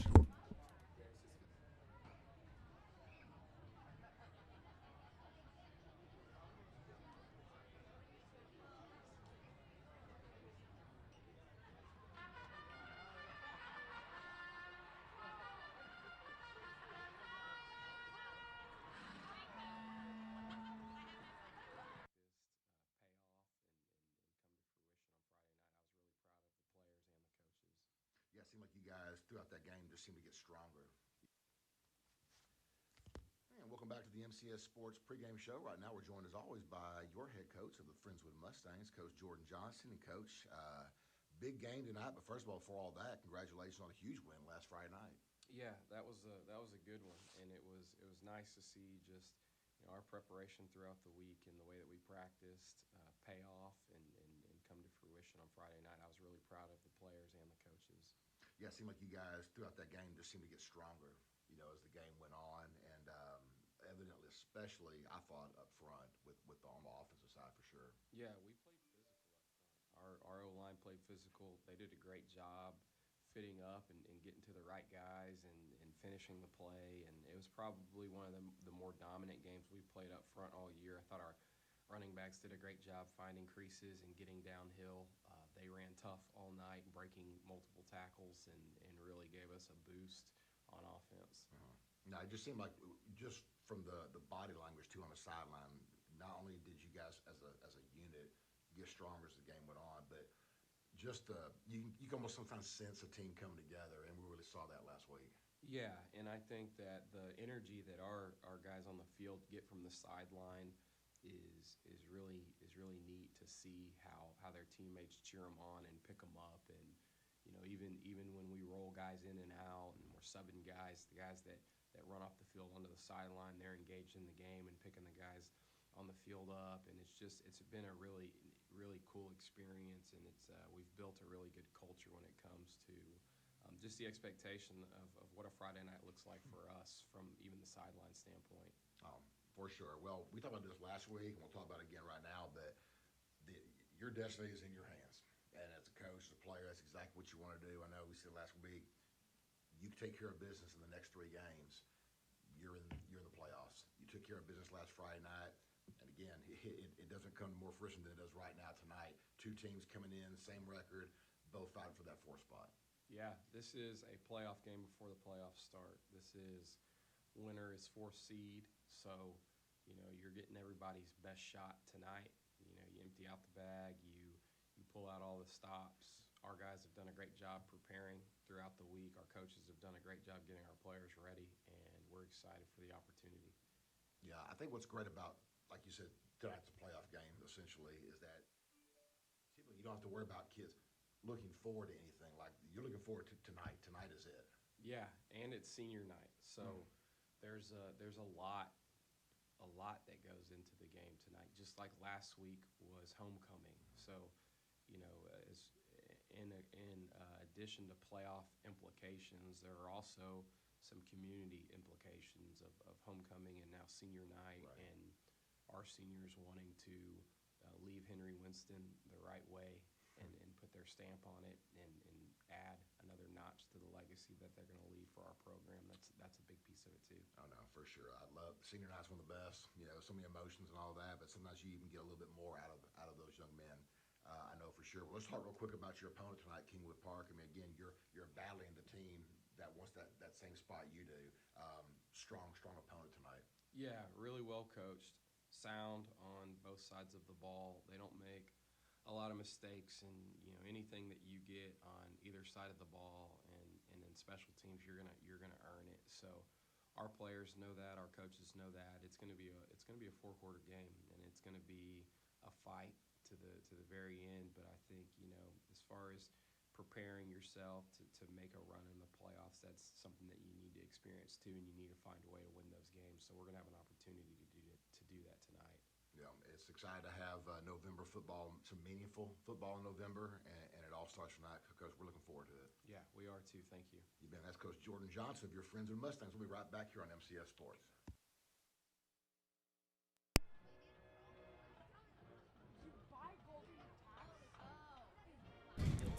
All right, here we are back at halftime. Again, this is Coach Fritz here on the broadcast. We're happy to have, again, I mentioned a couple times today, Coach Benavides. Coach, how you doing today? I'm doing well. How are you? All right, it's good to have you here, my man. And here we try to get some alumni and some coaches here at the high school get a chance to promo their program and kind of talk about their journey. So your journey is very long and distinguished here in Friendswood. Why don't you give all the listeners kind of your pathway and how it's kind of come about and where you are right now? Well, I was just, and I've said this in a few interviews before, I was just very, very blessed to how it worked out. Right after college, I went to the junior high, started my career there at the junior high, and I was wanting to get to the high school as fast as possible. So I was doing anything I could. I was helping out. I'd help out with baseball during baseball season, help out with football during football season.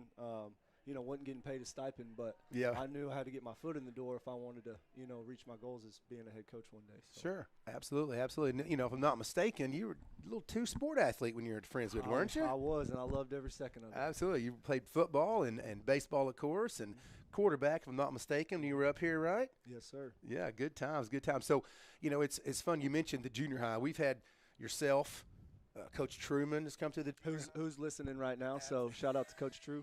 Yeah, we gave a shout out here earlier, and he texted me and let me know he was listening. He told me last week he listens every week, so it's good to have him listen to us. But your current JV coach and varsity assistant, Coach Hollier, he started out the junior high as well, worked on his certification, right? He did, yes, sir. How long has he been with you now? So he was my assistant my very first year, so this is going to be my 7th year as the head coach. So he was my assistant, and then kind of took a little hiatus, which I still, give him a hard time about that. But now he's back, and he's up at the high school, which is a huge blessing to have my, assistant up here.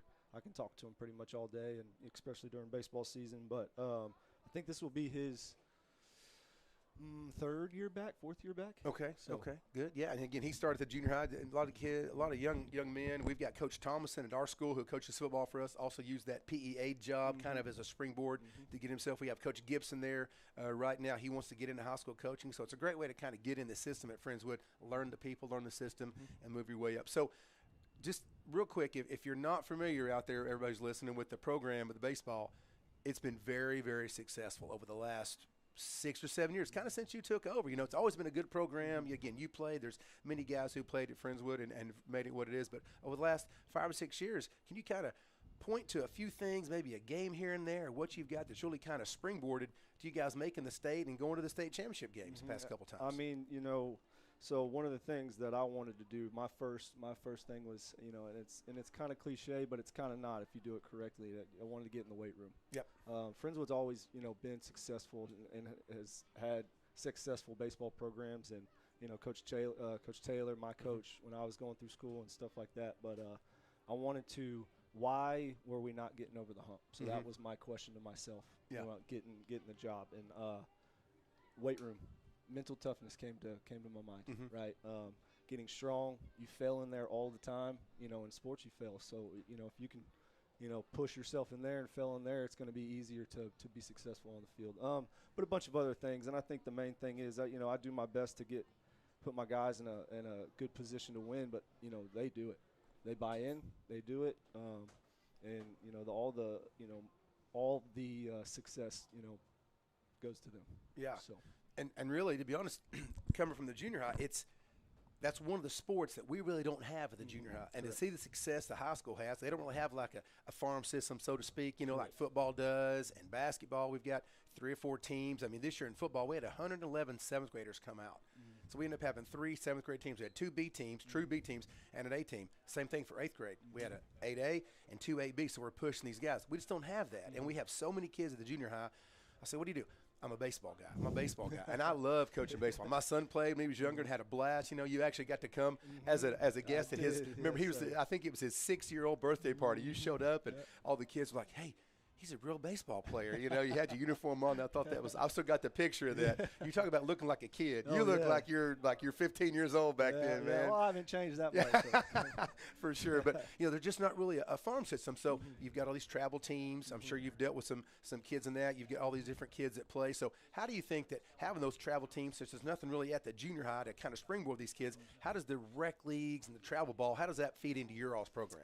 It's a blessing and a curse at the same time. You know, baseball is one of those sports where you got to play. You got to play. And it is a good thing that they go and they're blessed enough that they have families that, because it's not cheap anymore. You know, and a lot of these teams you're paying to play. Right, absolutely. So it is good. It is good. They need to do that, but you know, it can be a curse at the same time, because now there's more and more and more and more and more teams. Right. And so it kind of gets watered down a little bit. Yeah, so. for sure. And so just looking at this upcoming season, you guys are working on, I guess you're doing off-season stuff during your period. What period does the baseball team actually meet and get together? So I have first period with my young guys, usually freshmen, only freshmen, and then I have 7th period for my older guys. Okay. So sophomores, juniors, seniors. And you get those kids all year long. Get those kids all year long, and of course, if they're playing another sport, if you're playing football or whatever sports first, you'll be in that off season. So, and then I'll get those guys, you know, whenever that season's over. Yeah, and I met with Coach Johnson last year a couple different times, and he was saying he's, you know, once football season kind of gets to then, he's letting those guys go see you maybe 1 or 2 days a week, or and kind of you can kind of get a feel for what they're going to bring to the team and all that. Okay, good. It's nice to have where you can actually do more than one sport. Yes, and it's a blessing, because, you know, we want kids to do multiple things.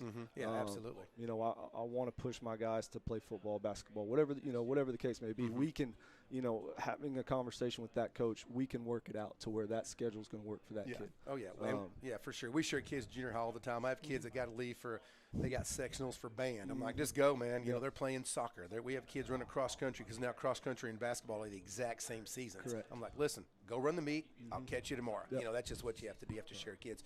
So looking towards this year, I'm going to let you kind of give us a rundown on, you know, who your leaders, who's the kids that are going to spark for you, who's going to be the guy that you're hoping to get something out of as the year goes on and you guys start playing, you know, middle February, I guess, when your season, into February when your season starts. It's January 17th. 17th, okay. January 17th. Man, that seems like it's earlier every year. They tell me about it. I know. Yeah, so give me how the team's looking, how are some guys on a springboard, and who you looking to get some good things out of? So if you know baseball coaches, when you get asked that question, you know, I don't want to overspeak or talk too much. I don't want to. I'm not, you know, superstitious, but I'm a little stitious. So, you're a baseball guy. Of course you are. I try. I swear I try not to be, but it's hard not to. But, you know, we're returning a really good group of guys from, you know, we made it to the 4th round last year. Yep. You know, lost to Lake Creek, won the first game at U of H, and then lost 2 in a row. Now I can't even, Cy Falls or something, wherever we played. So a lot of those guys are returning. Okay. And, I mean, experience is one of the keys, you know, and a lot of those guys had, you know, really good playoff experiences. So it's not going to be a surprise for them. You know, Lord willing, we do well in district and preseason and get to a spot where we can make a long run again. So got some good guys, you know, several guys returning on the bump, which is, if you know anything about baseball, having a good pitching staff can win you a bunch of games. Yes, sir. You know, even if you have a, you know, half decent lineup, score a run or two, scratch a run or two, and just hold on. Yeah, so, for sure. You know, pitching, defense, we got our whole infield, our entire infield's returning. Okay. So our center fielder, he played right and left field last year, but he's going to play center field for us this year. Okay. So looking for a couple corner outfielders, which we got some good options, and then you know, it's going to be on myself and Coach Bam and Coach Cook to, you know, put those pitchers in good situations to be successful and win us ball games. So, you know, I'm really excited. The guys are really excited. They're doing very well in the fall right now. We're working our tails off. We're fixing to shut it down in November, no throw November. Is that what it is? Yep. Kind of give them their arms give a them break. a break. Yeah. I mean, it's a prevalent thing in baseball. Just kids just don't stop. Right. They do not stop throwing, which breaks are good. Especially the guys that want to go play college baseball and stuff. They got fall ball and all that stuff. So it's going to be nice to have a little break. That's when we work on little stuff, base running and stuff like that. We won't completely not throw, but we're not going to let it go. Yeah. So it'll be some light throwing. But no, we're excited. The guys are working their tails off, and they're excited too. They're ready to get going. That's awesome. That's just part of the process. And you mentioned college. You've got Pacheco, who could have gone to college. Of course, he's playing a little minor league ball and doing well. You've got Jake Rogers, Texas Tech. He's pitching and doing well up there. You've got other guys.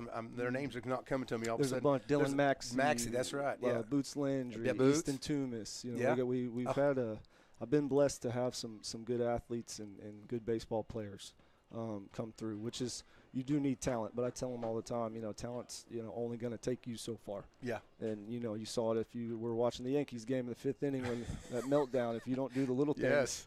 Just covering first base. That's all it is. You can lose a 5-run lead, Yes. and you're going home. So Yeah. it's the focus is that, and then you let their athletic ability take over. Yeah, for sure.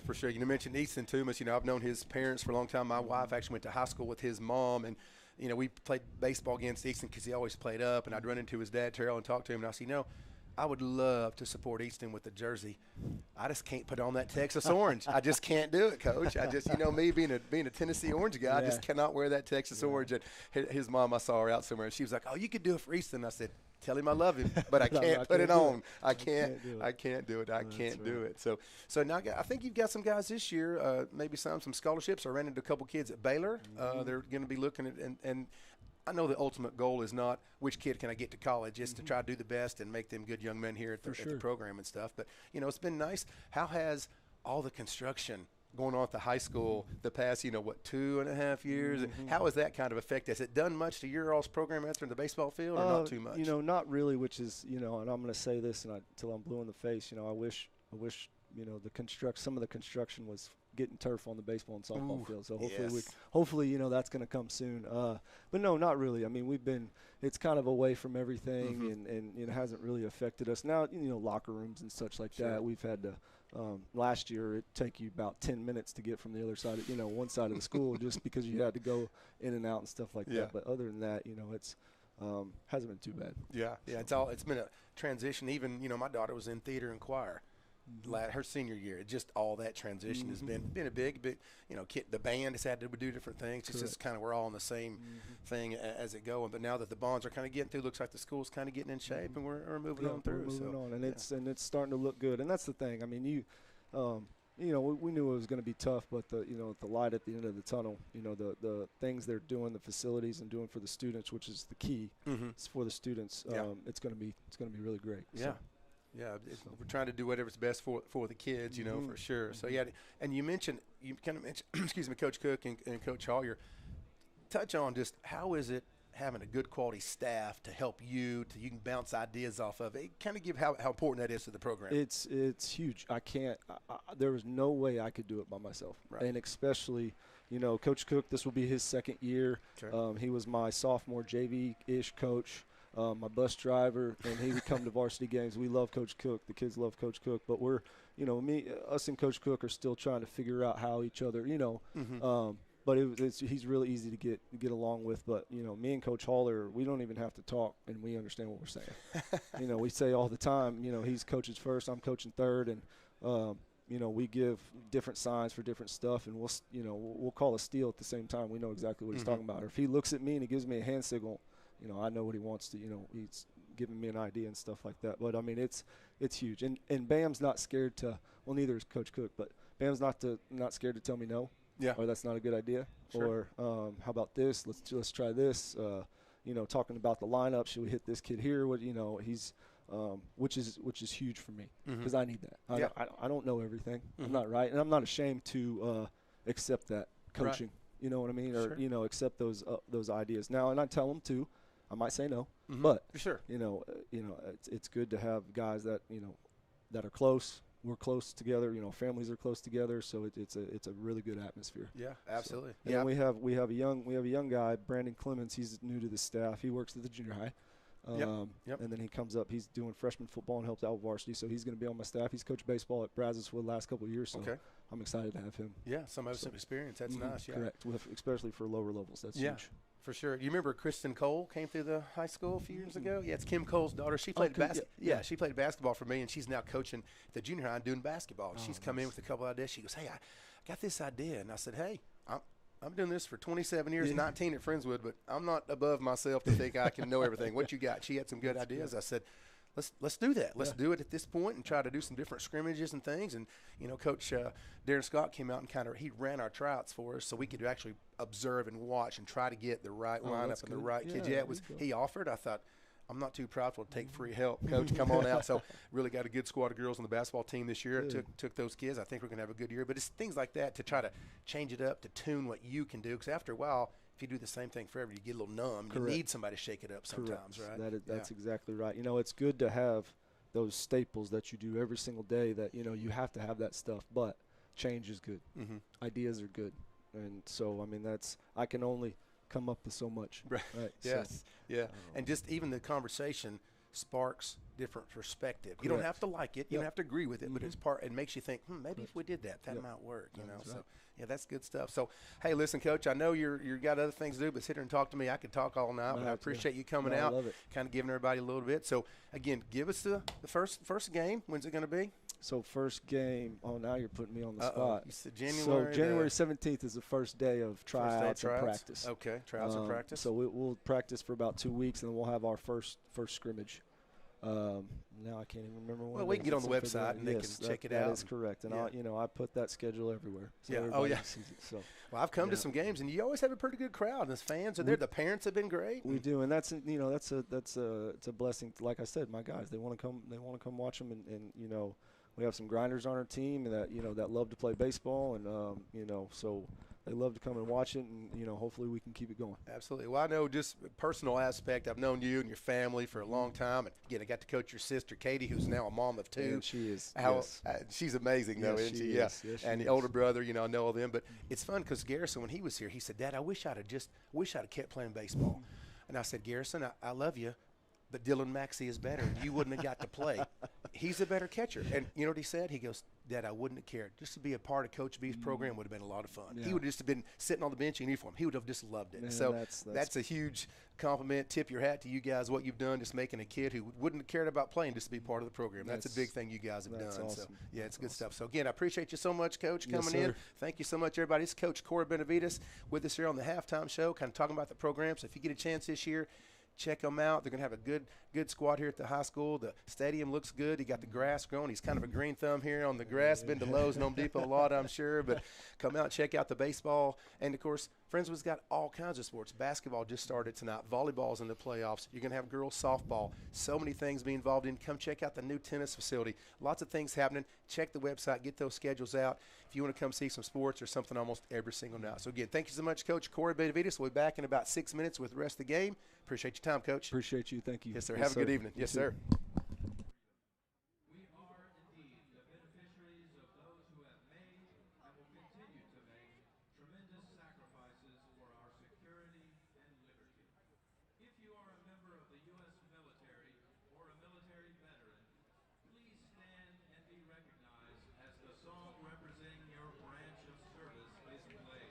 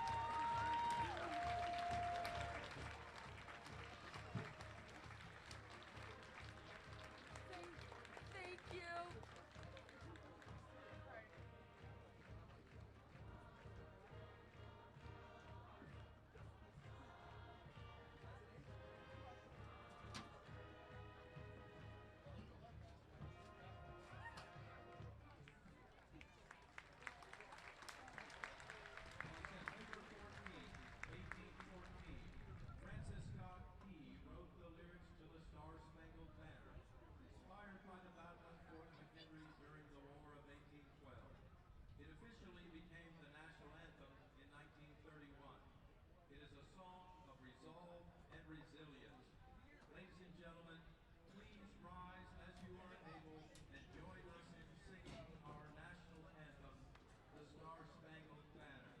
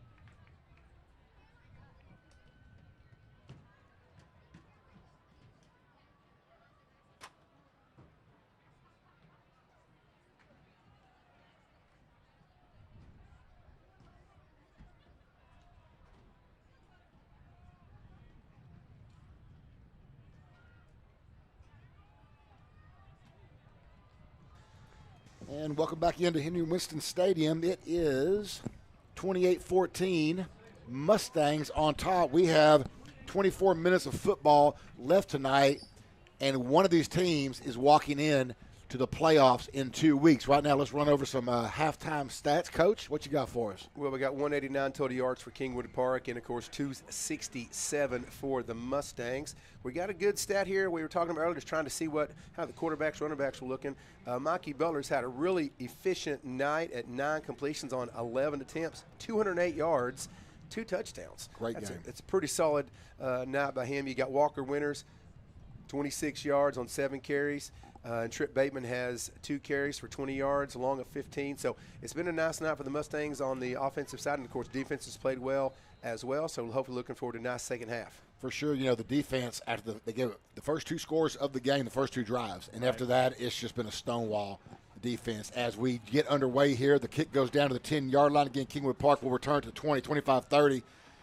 And to the 27-yard line will be the Panthers. Panthers will be moving left to right now to start the second half. And again, I know both coaches had to go in that locker room at halftime and say, guys, we're 24 minutes away from either our season essentially being over next week or being one more week after that and travel to A&M Consolidated. Right. And what a great motivator. Absolutely. And you got to think about those seniors. What are they thinking about as it comes down to the last game? We've all, you've had kids, Kirk. I've had my kids at the last thing of whatever that thing happens to be, No doubt about it. So Friendswood's defense now, cornerbacks playing up tight, putting that press defense on, a little movement up front there. We'll see if we get anything on that. It's going to be a handoff at the middle. Yeah, it looks like it's going to be an offsides right there on Friendswood. Got a 3-yard gain on that. And, we've had a pretty clean game here. No turnovers. We had that 1 pick by the Mustangs, which we didn't capitalize on, but still a pretty clean game on both sides of the ball. We mentioned that, and the penalties haven't been too bad. Kind of cleaned it up on both ends there. Right. I mean, other than those 2, albeit big holding penalties on those 2 kickoffs, the Mustangs have been relatively penalty-free. Oh, they waved the flag off. That's interesting. Okay, there we go. That's the second wave off tonight, I think. Yeah, it is, yes, sir. You don't see that too often. You really don't. But, yeah, like we're saying, Mustangs have played an excellent game. I mean, in all aspects, but especially as far as keeping it clean penalty-wise. Well, and we talked about before the game, this is the game, whichever team wins, you're going to play at both. It's got to be a complete game on both sides of the ball, to win this ball game. And so far, you're right. So far, but again, we got a whole second half to go here, so anything can happen in this ball game. Gilliam back to pass, one-on-one. That's out of bounds. Looking for number 3 there. Let's see who that is. Alex Hartnett again. That's kind of been his main target this evening. So threw that one out of bounds. So it is now third. Excuse me. Is that? Yeah, I think it's supposed to be third. They just changed it. Okay, third and 6 here. Good coverage by number 1 on there for the Mustangs. Good to see the junior high here tonight as well. A lot of my students out there singing the national anthem, playing and doing things as they're making their way out now. They got to get home. It's a late night for them. They're young kids. Absolutely. Twin formation for the Panthers. Ball's on their own 32-yard line. Gilliam back to pass. Oh, Allen almost had him, but he is dropped for a loss. That will be a sack. Who ended up getting him there? That is 32. Rudolph in on that. He sure did. Rudolph got him. Guard. Looks like Molina's not coming in right now in this first series. Rudolph did a great job there, busting through that one block and making the tackle. Allen almost had him on his own and just got tripped up there at the last second. So 10:35 left here, just underway here in the third quarter. And Kingwood Park, first drive, 3 and out. And that Mustang defense, like we said, the second quarter just continues to get better as this game progresses. That's a great sign for the Mustangs. Absolutely. I mean, we were talking about them playing a complete game. I was a little bit worried, after those first 2 drives by Kingwood Park that, this wouldn't be, the defense might not have shown up on a really late flag right here. We have more flags on special teams tonight than anything. Yeah. Throw in the middle of the field where there's no one around. Yeah. That's kind of weird. Let's just wipe that one off, too. Yeah, just wave it off. I'm really curious as to what this penalty is. Anyways, I was worried about the defense after those first 2 drives, but like we've been talking about, I mean, like you said, Kirk, they've just turned into a brick wall after, they gave up that second touchdown. Yeah. So, and nothing changed here in the second half so far. And they're still discussing it. Still trying to figure out who threw a flag and why it was thrown. And still waiting for the call. And it looks like they're backing that thing up, aren't they? Yeah. Yeah, it looks like, they're talking to Johnson right now.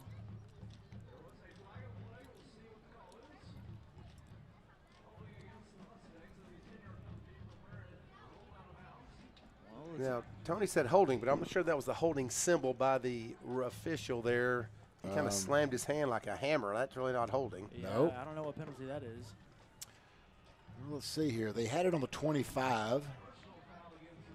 So it's a personal foul. foul. Okay. I guess way back, though, on the I mean, that's interesting. But that's really interesting. You'd think you'd see it happen. I just saw a flag fly in pretty much once the play was over. Yeah, that was strange. Ball's on the now Mustang 13-yard line. Well, here's the deal for Friendswood, fella. It's real simple. You put a nice drive together and you put some points on the board, you got a 21-point cushion. Right. You're feeling pretty good, about that. And your defense already started the second half off right. So Friendswood, big drive here for them. Up 14 can really put a dent in any sort of momentum that Kingwood Park was trying to get here coming out the second half. Looks like a winner's offset to Butler's right side. Butler on the keeper. Going to get a few yards, maybe 4 on that to the 17-yard line. Right, and it would be great if Friendswood obviously could score here, but even better if we could, milk 6-7 minutes off of this clock here in the third quarter. Twin formation, right side of the field, single receiver to the left of BB in that H-back. Handoff Winters. At the middle. Had a huge hole and got tripped up just at the last second. Oh, he would have gone for a ways.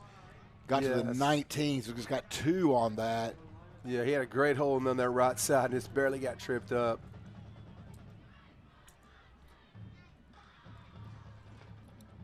Third down and 4.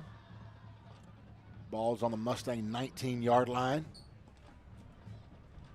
Butler, handoff, Winters, get out there. First down, Mustangs. Needed 4, got about 7 on that to the Mustang 28-yard line. And like you said, hey, let's three downs and get the first. Right. Get your 3 downs, get the first, just drive down the field. Quick tempo again for the Mustangs. Winters spun out, got a couple yards, really was hitting the backfield, but made about 2 or 3 on that.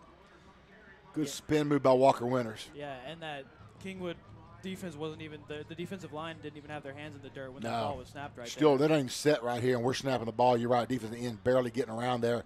Winters handoff again. Good run that time. It's going to be close to a first. And he got to the sticks. That's a first down for the Mustangs. So first down number 2 here in the second half for Friendswood. Right now, Friendswood's defense 3 and out. Friendswood's offense just started to churn some yards and churn some clock right here. Doubles formation. Butler, quick strike. Whistle, though. They're going to do a false start. Yeah, a little strike to Lee. And, boy, I tell you what, that's 3 plays for Lee now that have been brought back. A couple of special teams, and now this. That's just – poor guy. He's had a great game night.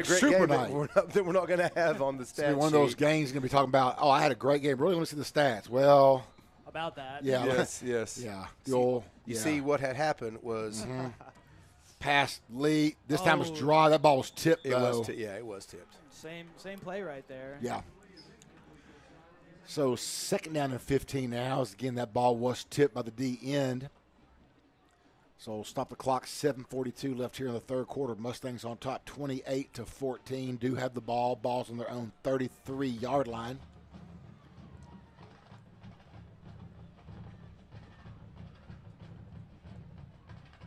Taking their time, getting the call in. Butler handoff. Trip Bateman's in there now. Bateman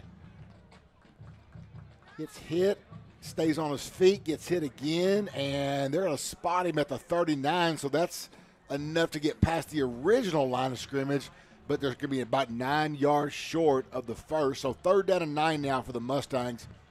Ball's on their own 39. Twin formation, we got Jerami in the slot, Lee wide. You got Mickey up top all by himself. 3rd and 9. Butler back to pass. Mickey doing a little underneath route right there. And he's going to have a first and then some. 50, 45, 40. Got down to the 36. Mickey just run a little real shallow little underneath route right there. Maybe about 2 yards deep. Caught the pass.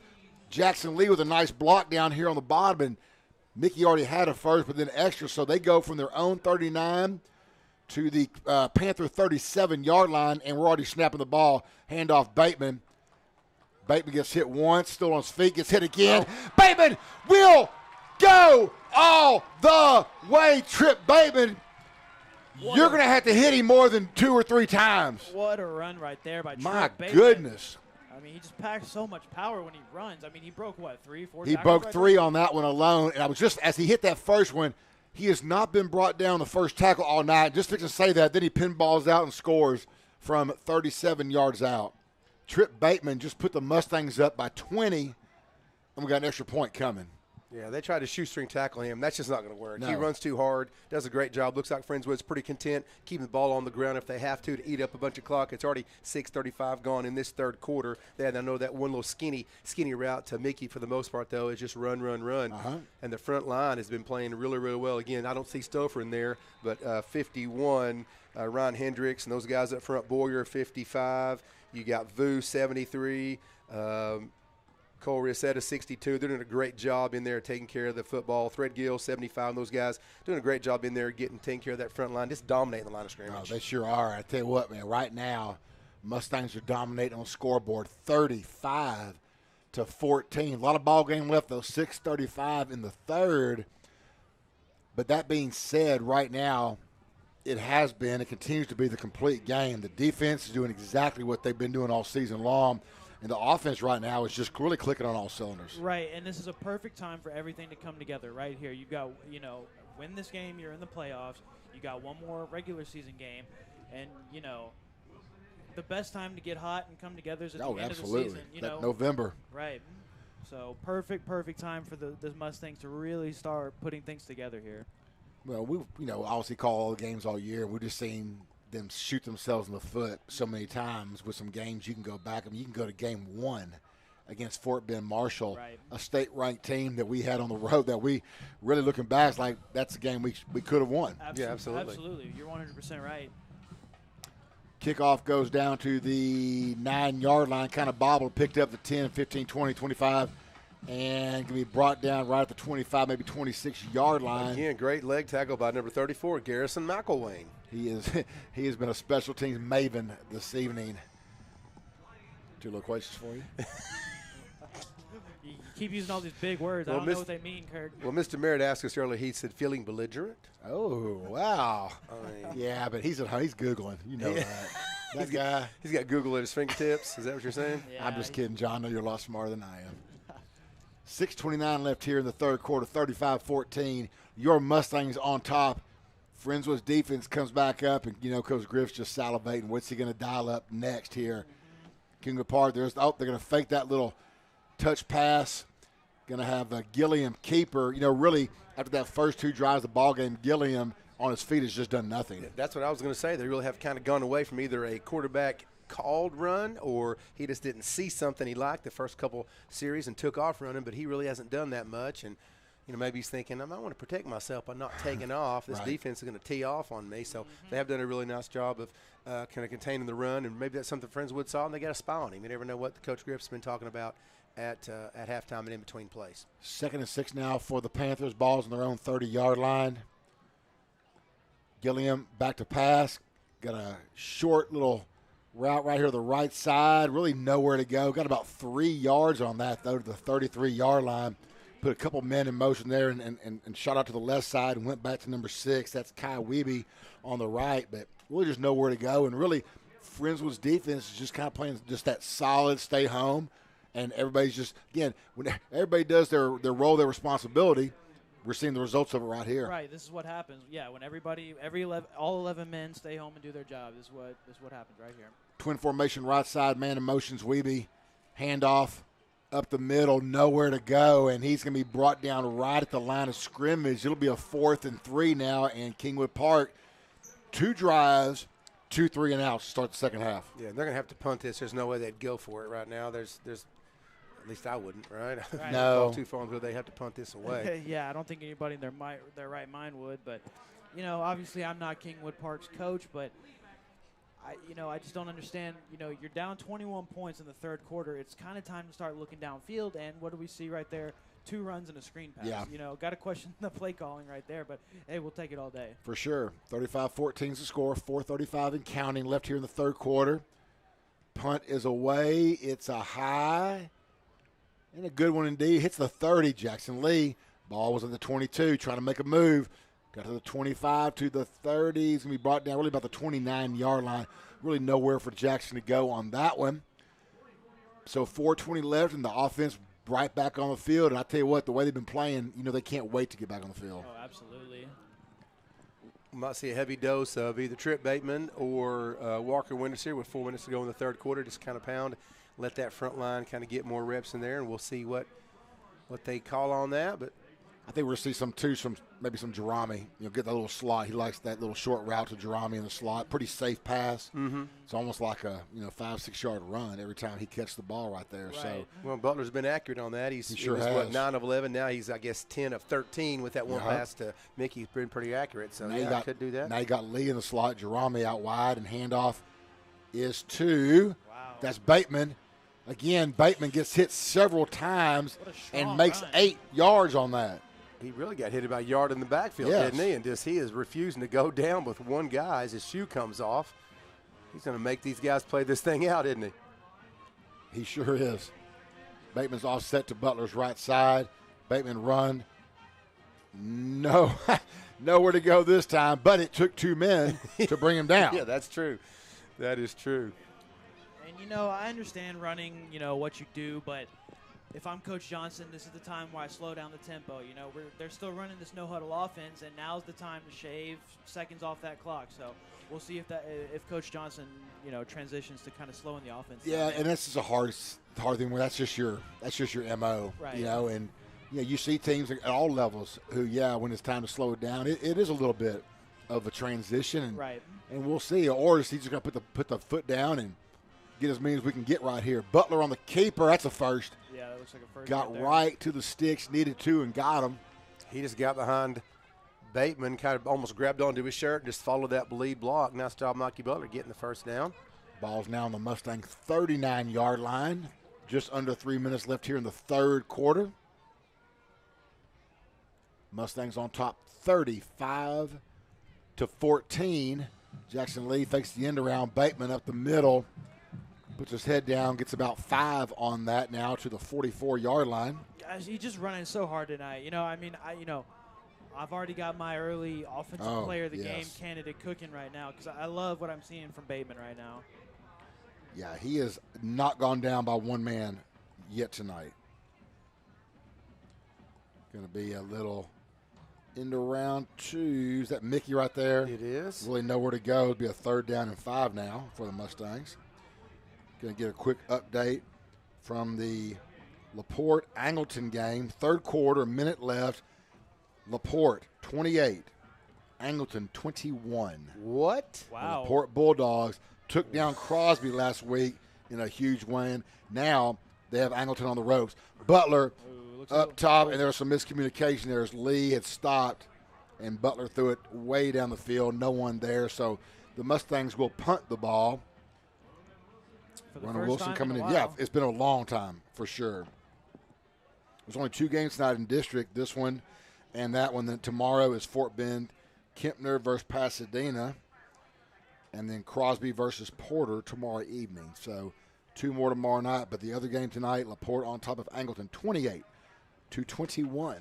And, assuming that score is correct, that really surprises me that Angleton is down to LaPorte right now. Yeah, LaPorte's really – again, that game's for the district lead right now with the game left. Ball bounces around. It's going to be stopped right about the 32-yard line. Look like Rudolph fell on that. So 1:43 left here in the third quarter. Mustangs offense was stopped, but they did churn up 4 or 5 minutes right there. Right. And that's just as important in a game like this. Yeah, this third quarter just blew by with 1:43 to go. It went way faster than I expected. For sure. It to. It flew by when you run the ball that effectively, though. You can afford to do that. It really did. It didn't feel like a whole quarter just went by right now. Right. I wonder if I could steal this AC unit in this and take it to my house since my AC is out. Hey, I won't say anything, Coach. I mean, you know, Yeah. anybody out there want to cut me a deal, hook a brother up. If y'all want to start a GoFundMe for the Fritz Coach Fritz AC fund. yes, for sure. Pick that. Ball is high. It is caught. You got to be kidding me. Oh, That man. looked like a punt.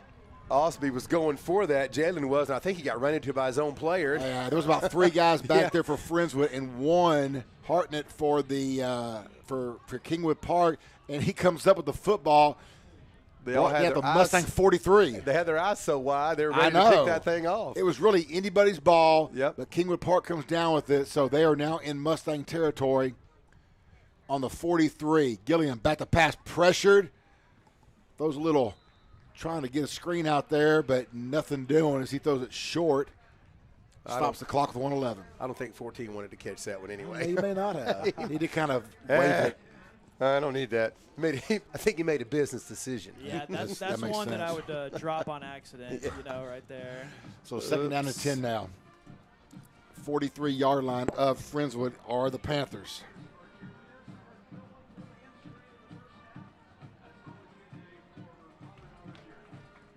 Snap back, Gilliam. Gilliam's got some time. Now he's under pressure.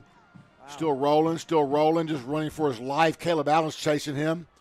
And he's going to run out of bounds at the 41. So all that running got him 2.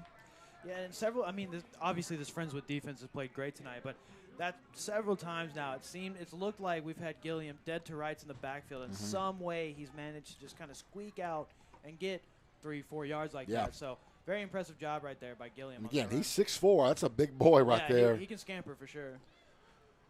So 1:01 left here. Clock stop as Gilliam went out of bounds. Going to have twin formation to the wide side of the field. Single receiver. To the right. Man in motion. Oh, now he's going back the other direction. Gilliam. Pow! Screen is intercepted. Brought back to the 34-yard line. That is number 26, Connor Collins, a senior D lineman, jumps up, snags that with 2 hands out of the air. What a great play. Senior night. Congratulations, young man. Highlight of your year. Great job. He is strutting around like a peacock down there, and he should be. As well he should. My gosh, how many D linemen ever get a pick? Yeah, and all the guys are jumping up there, getting on him. Good for him, Mr. Collins. Way to go, son. Oh, my gosh. And way to read the screen right there. I mean, as a D lineman, when the ball is snapped and the offensive lineman just doesn't block you, you should know something's up. And he read it perfectly right there, and he's rewarded with an interception. Great play. Oh, huge. That's just watching his face down there, because that's what you just love about sports right there. I mean, that young man, oh, my gosh. Oh, he won't forget that. Nah. Excellent play by the young man. So Friendswood now in great field position. Kingwood Park takes a timeout. Ball is on the Kingwood Park 35-yard line. So Friendswood will get incredible starting field position, and with a 21-point lead with time for maybe 1, maybe 2 more plays here in the third quarter. We are 12 minutes and 54 seconds away for hopefully Friendswood to punch their ticket to the state playoffs. Right, and I would be in no hurry. No, I would agree with you. If I were Friendswood right here.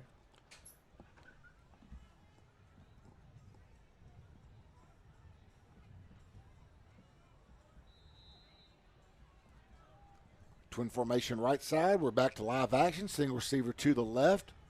Bateman in motion. Well, Butler looking for Bateman, but nowhere to go. Ball's going to throw to the right side. He's got to throw that ball out of bounds. Good coverage that time by the Panther defensive backs. Yeah, great coverage right there, because, Butler had all day in the pocket, and he still couldn't find an open man. So second down and 10 now for the Mustangs.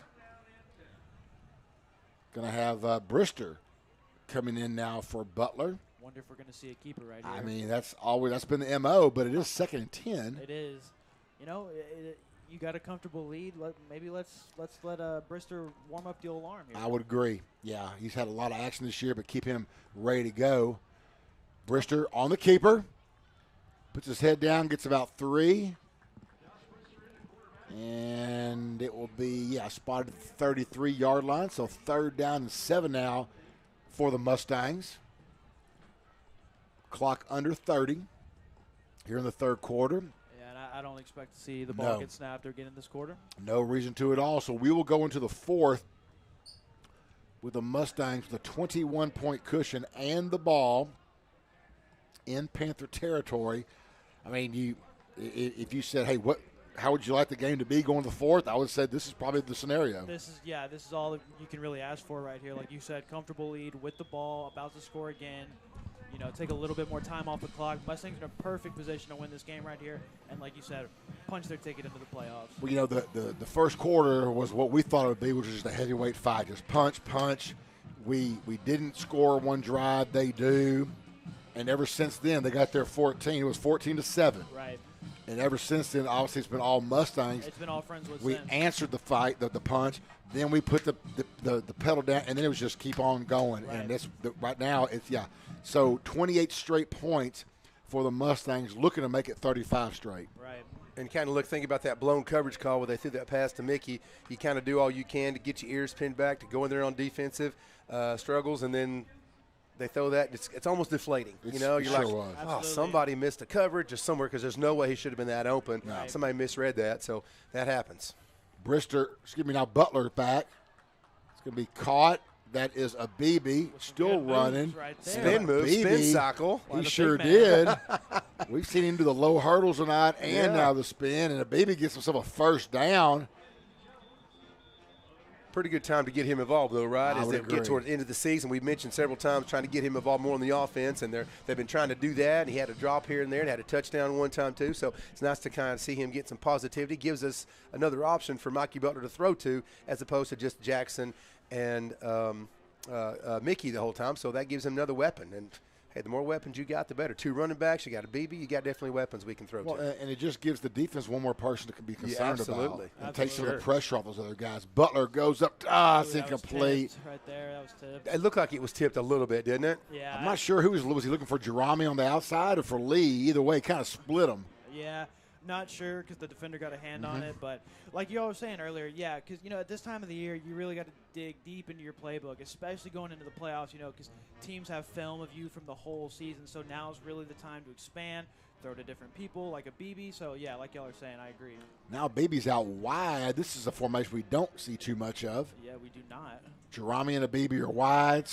Slots are Mickey. And we got a man wide open. Again. How in the world another wide open touchdown? I mean, how do you forget about Garrett Mickey? The one guy you should probably cover, Newsflash, 5 is a good Paul player. He's not bad. You might want to cover him. He's not bad. Garrett Mickey, that's three tonight for Garrett Mickey. He really wants that player of the game. And Trip Bateman says it's mine, but I don't know. It's going to be a fight on that one. It's really hard to argue against a hat trick. I cannot agree with you more. It's 41-14 now. It's 42. The extra points up and good. The Mustangs have scored 35 straight points. Well, we thought this was going to be a shootout, Somebody forgot to tell the other side. I was about to say, somebody forgot to tell Kingwood. Yeah, and, if I'm the Mustangs in a game like this, people start saying, hey, let's start getting some other guys in there, get up snaps. I don't know. I might want to keep my guys in there, keep them sharp, keep them fresh as they head to playoffs, because Butler's been very sharp tonight. We've got to give the guy credit, right? He's had a very efficient game. I'm not sure what his quarterback rating is. It's got to be up there. He's only had a couple incompletions, been on the money with his throws. He's got a bunch of yards under his belt and 3 touchdowns. So he's had a really good quality game, which, what could have happened had he not gotten injured? You never know, right? Injuries are part of the game. Right. How would we have fared? But now, when we can make playoffs, all that's out the window. It doesn't matter. Trying to be 1-0 on Saturday, but he's had a really efficient game. Mickey's, again, that had to be another blown coverage. Somebody, why would you not cover Garrett Mickey? Right. I don't understand that at all. Yeah, I mean, when you're, at halftime, Butler was averaging over 20 yards per completion. So, I mean, when you're having that kind of game, I agree with you. I don't want to break up that chemistry. I don't want to put different players in. I agree with you there, Coach. Well, here's something to think about for next week. So you've got one game left. It's a game – every game is meaningful, but it's a game that doesn't mean anything for playoffs. Right. So in talked to Coach Johnson about that a little bit this morning, not too much because you don't want to talk too much about that before this game. Right. But, you want to go you want to go into the playoffs with some momentum and on a high. So, to me, you don't go into that game going, well, let's just finish this. Let's just get through this game. Whatever happens, happens. We're in the playoffs because you want the players, like y'all was talking about, to continue to progress and not have that week. You've seen it so many times when a team takes a game off. Right. When they need it the next week, all of a sudden it's almost like you're having to restart that engine. Yeah. And it may take too long. And next thing you know, you're out of the playoffs. Yeah, and you never know. What if somebody gets injured? I know. Injuries are part of the game. Absolutely. That's just part of the game, So I'm definitely committing the first half, probably 3/4 next week. Yeah. Starters are playing. We're completely going to go. agree. If we get this big old lead, that's another thing. But we want to be crisp. We want to be sharp as we move in. And, and, of course, you think about how many times they practice versus how many games they play. You only play 8-9 games. Right. Practice how many? 50, 60 times, Right. Sure. But you still can't mimic the game-like reps in practice as much as you try. No, you really can't. And, so many times, like in the NFL, you see a team, like you said, take like the last week of the season off, and then you come into the playoffs rusty. You know what I mean? Yeah. No, for sure. Sitting there, guys. Nice play by Sindelier, number 7, getting out there on that little screener, gained a couple yards. So 2nd down and 7 now for the Panthers. 11:01 left here in the ball game. Clock stopped as he went out of bounds right there. Panthers are on their own 28-yard line. Again, Friendswood in control, 42-14.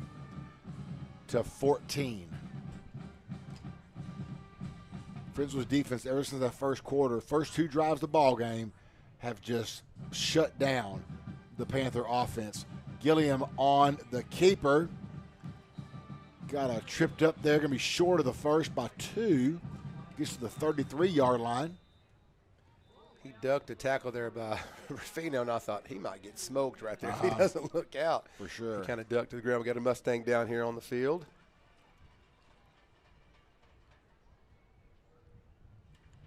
So we do have a timeout on the field as we're going to tend to. I can't tell if that's Rudolph or not. It looks like 32, but I just can't see his number. Okay, Tony says it's Ty Rudolph. I think I was correct.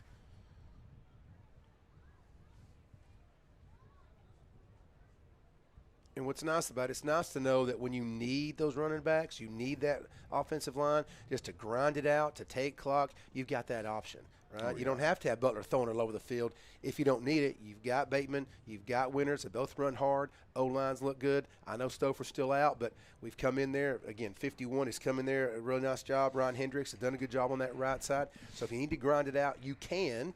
And, of course, just to keep him honest, let's do it a quick underneath route to Mickey. He gets it first and gets a few yards after the catch. So you got those options there. And we said it many times, the playbook is just kind of different when you have those many guns and weapons to go to. Yeah. Right, having that many options, it's great.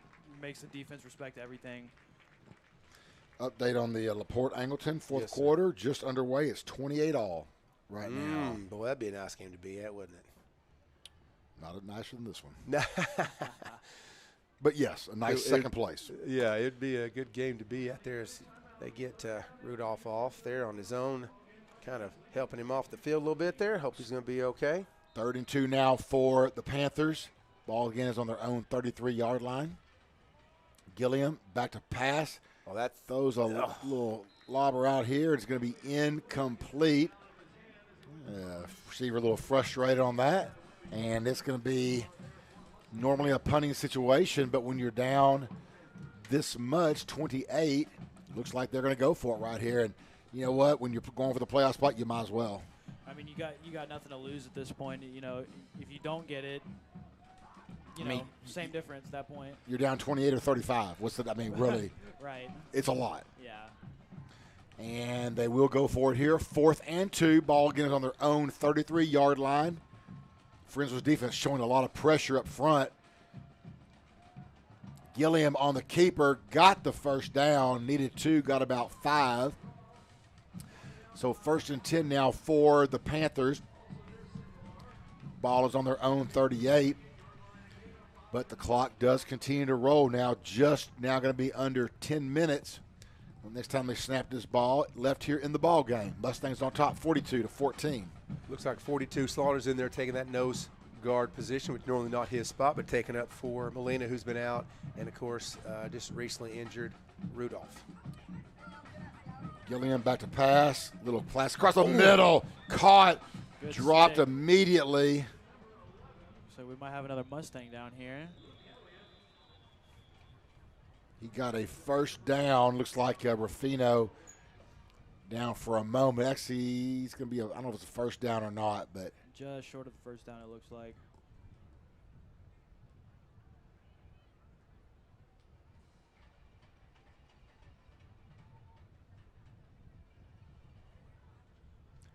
So 9:36 left here in the ball game. Mustangs on top 42-14 as coaches go out and check on that young man.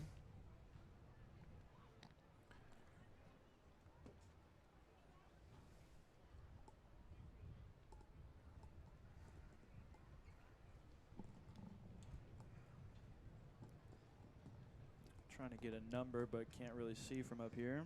That's Ruffino getting up. He's a big part of that. He is up right there.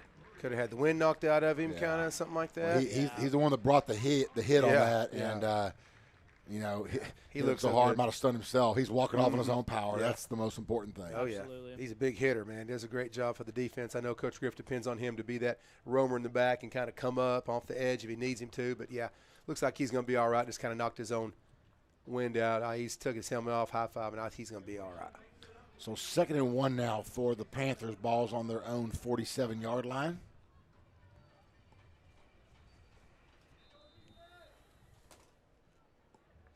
Looks like Petrayko 28's in there for Ruffino. Got a quad set here on the left side. Uh-oh, going to have a little foolishness, and it's going to be brought down for a loss. Pitch back to the receiver on the end around. Receiver looking deep. Nowhere really to go on that. And it will be a 7-yard loss. Yes, it's back now 3rd and 8. Ball's on their own 40. Had a quad set. Well, he threw it. They snapped it to the number 8, Laura, the running back, and then he pitched it. He pitched it back. Yeah. Really didn't fool anybody. No. Yeah. Not a one. So 3rd down and 8 now for the Panthers. Ball's on their own 40. 8:50 left here in the ball game from Henry Winston. Last home game of the season. Pass back. It is incomplete. And it will now be a 4th and 8. And again, 4-down territory. Everything's 4-down territory when you're down 28. At this point, you've got no choice.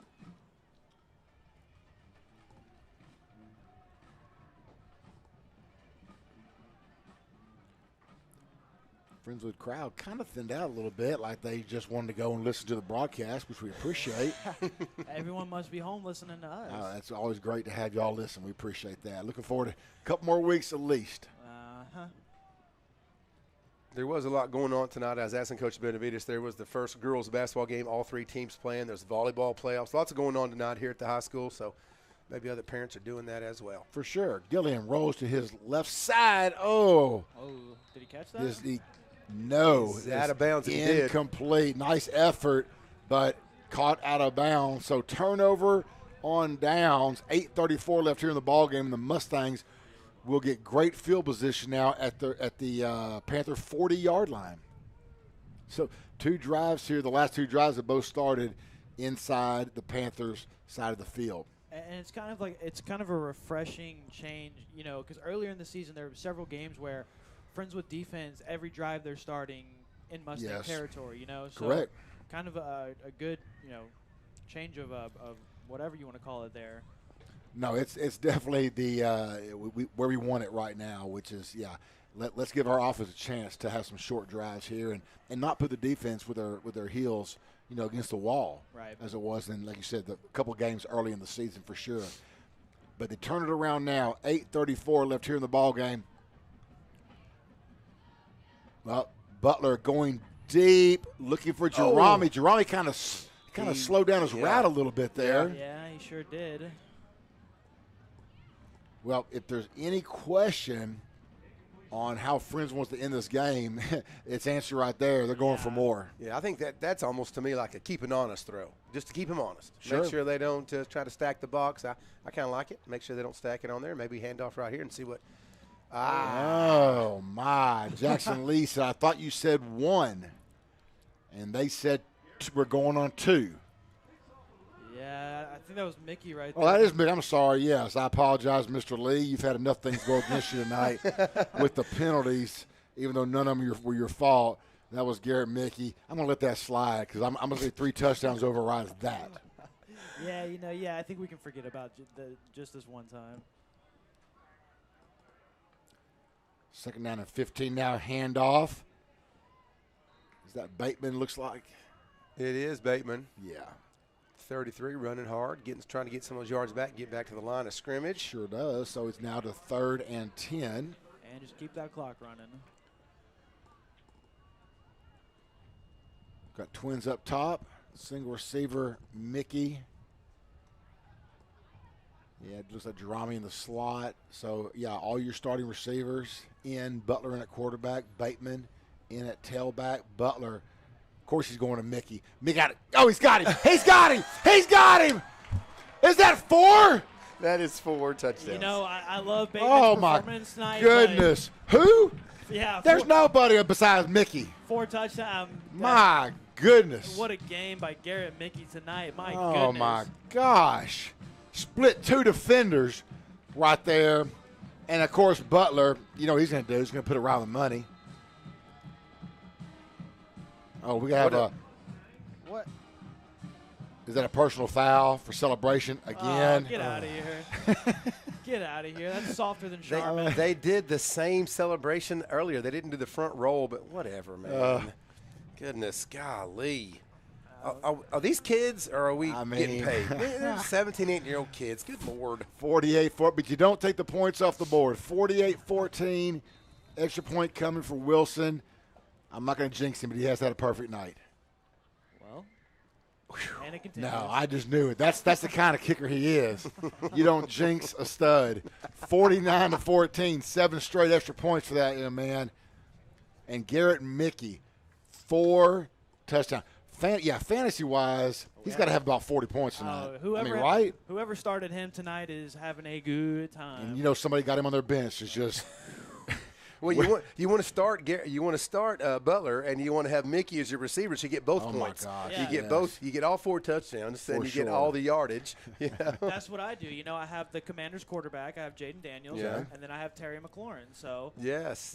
Well, in our league the other day, Coach McKeel was so mad because Coach Robo had Aaron Rodgers, he had Devontae Adams, and he had Garrett Wilson, and they had like 0.2 points in the first half. They finished with 85 points because they had that many. It was crazy. I was about to say, somebody in my league did the exact same thing. Oh, man. Yeah, and appreciate everyone listening here tonight on MCS Sports, your Mustang Broadcast Network. Mustangs on top 49-14. And they aren't just punching the ticket to the playoffs. They're taking everybody's tickets on the other sideline right now. They're making sure that there is no question who deserves that 4th playoff spot. 49 points, 42 straight points. And can you believe for a second there I was actually worried, Kirk? Can you believe that? I know you were just messing with us. Didn't buy that for a second. 7:50 left here in the ball game tonight. Again, last home game of the season. And my last time to broadcast from this booth, I tell you what, it's going to end on a good note. I'm really happy about that. Oh, man, I am too. It's like Al Michaels retiring.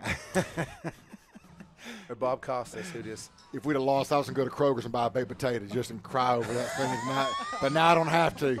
Kickoff goes down to the 15-yard line. Return from the 10, back to the 15.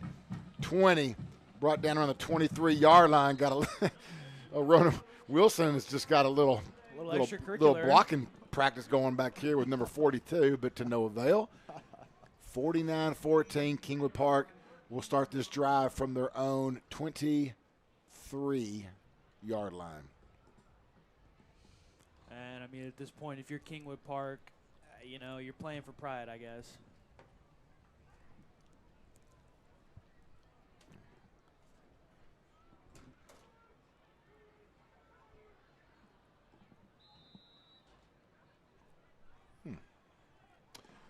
And back to live action we go. Ball's on the 23-yard line.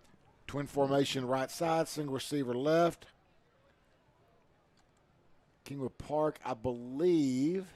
You got a different quarterback in the game. Yep, number 16. Peyton Manning? No. Bodie Cox.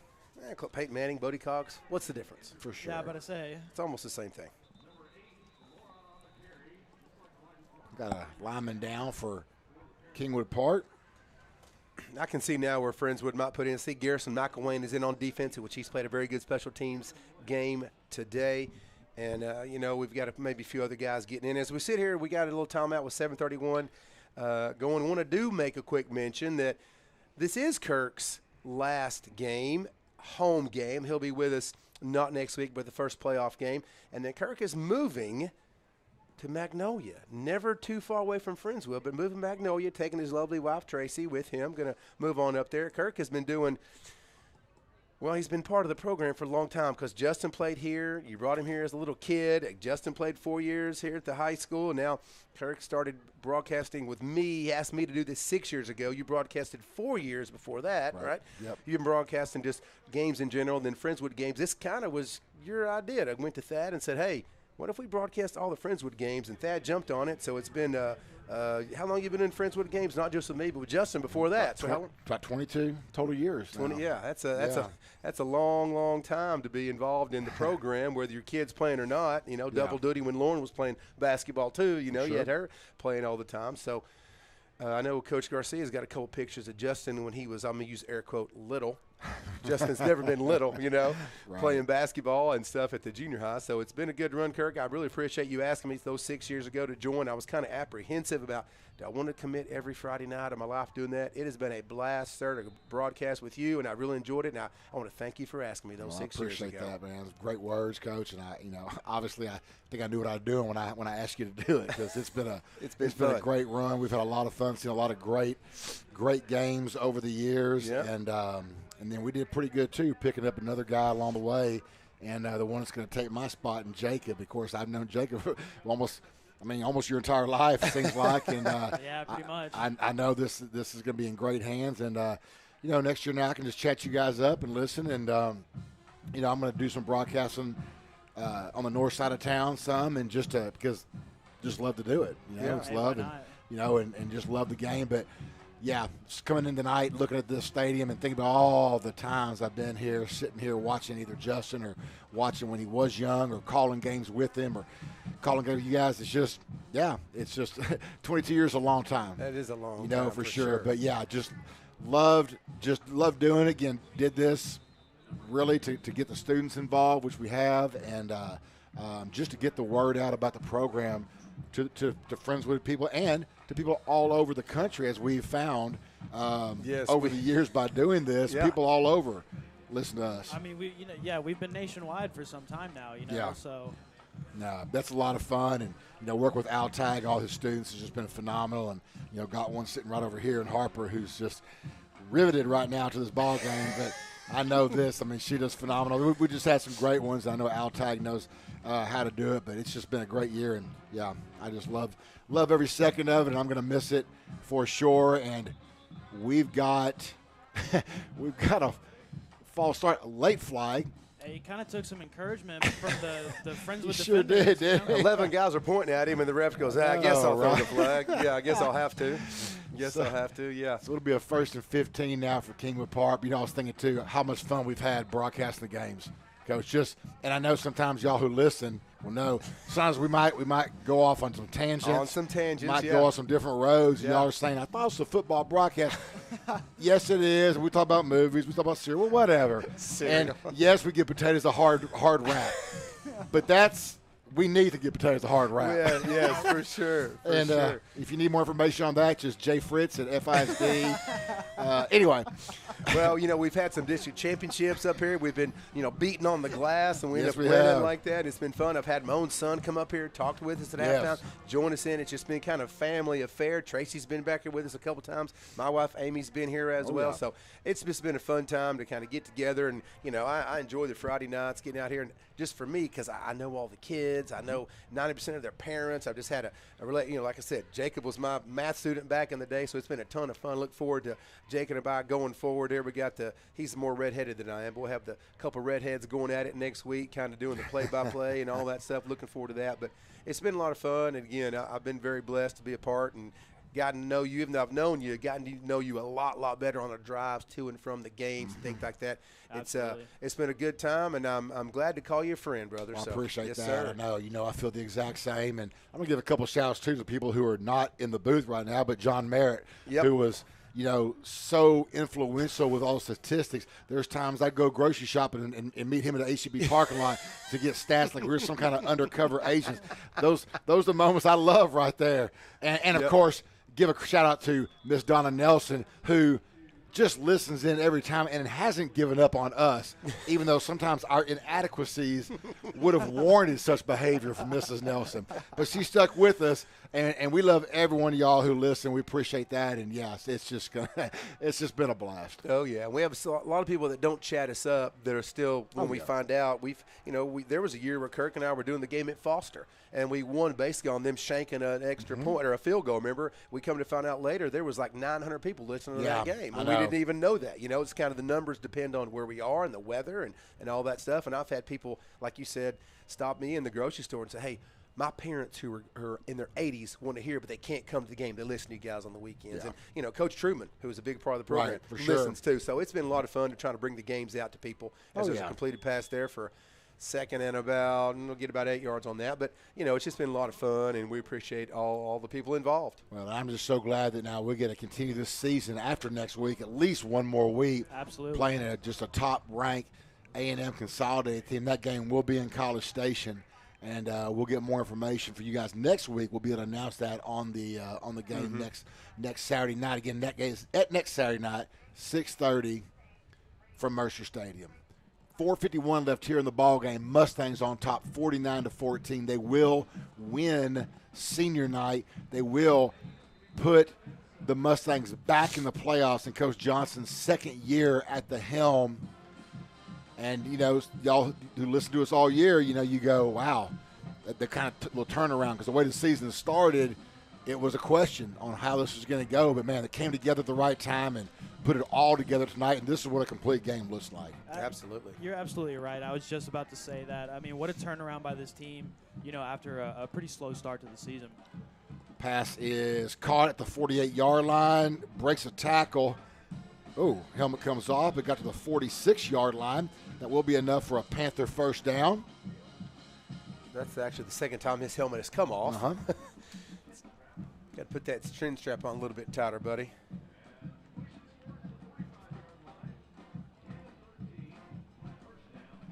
Clock's still ticking, just under 4 minutes. Again, friends, we got that big 49-14 lead as that clock is ticking down here. The band is still kicking. They're going at it. We appreciate the band. Those kids, we all talk about how hard they work. And a pass caught at the 35-yard line right at, well, you're going to say the 37, actually. It's a bad spot, but we'll take it. Yeah, we'll take it. I was about to say.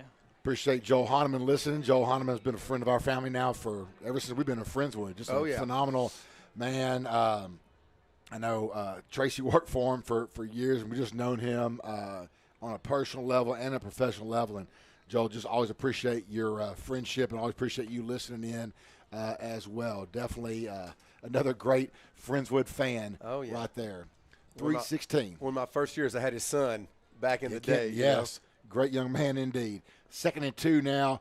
Pass is caught across the middle, brought down at the 27. That will be a Panther first down. And we got some more Mustangs getting some snaps. We got number 4, Prince, 56, Bashano is in there. Nathan Mills, my guy there, number 50. Garrison McElwain, who's had a great special teams day, is in there as well.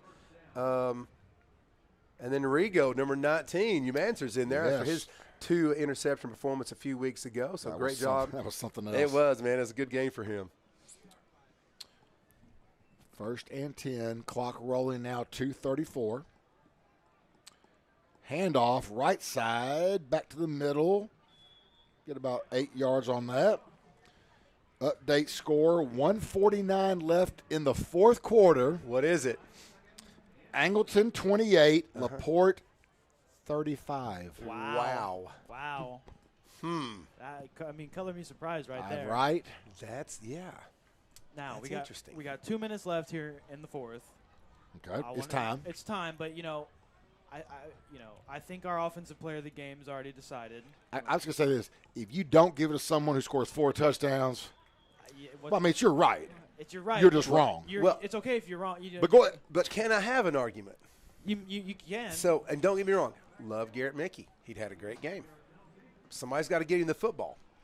This is true. Somebody did get in the football at least 4 times. I mean, you're right. Mikey Butler had a good game tonight too. Mikey Butler had a phenomenal game. He did. He was a very efficient. I want to say maybe 4 incompletions, maybe 5. I'll get the stats from Coach McKeel. That's a good argument, Coach. So you could argue, got to get him somebody. Good argument. Got to give the O-line some spread too because they kept him off. But I would either say Mickey or Mikey Butler, offensive player. But I'll go with whatever y'all go. Jake, what you got? Well, can we do a co-offensive player? Absolutely. We can do. You know what?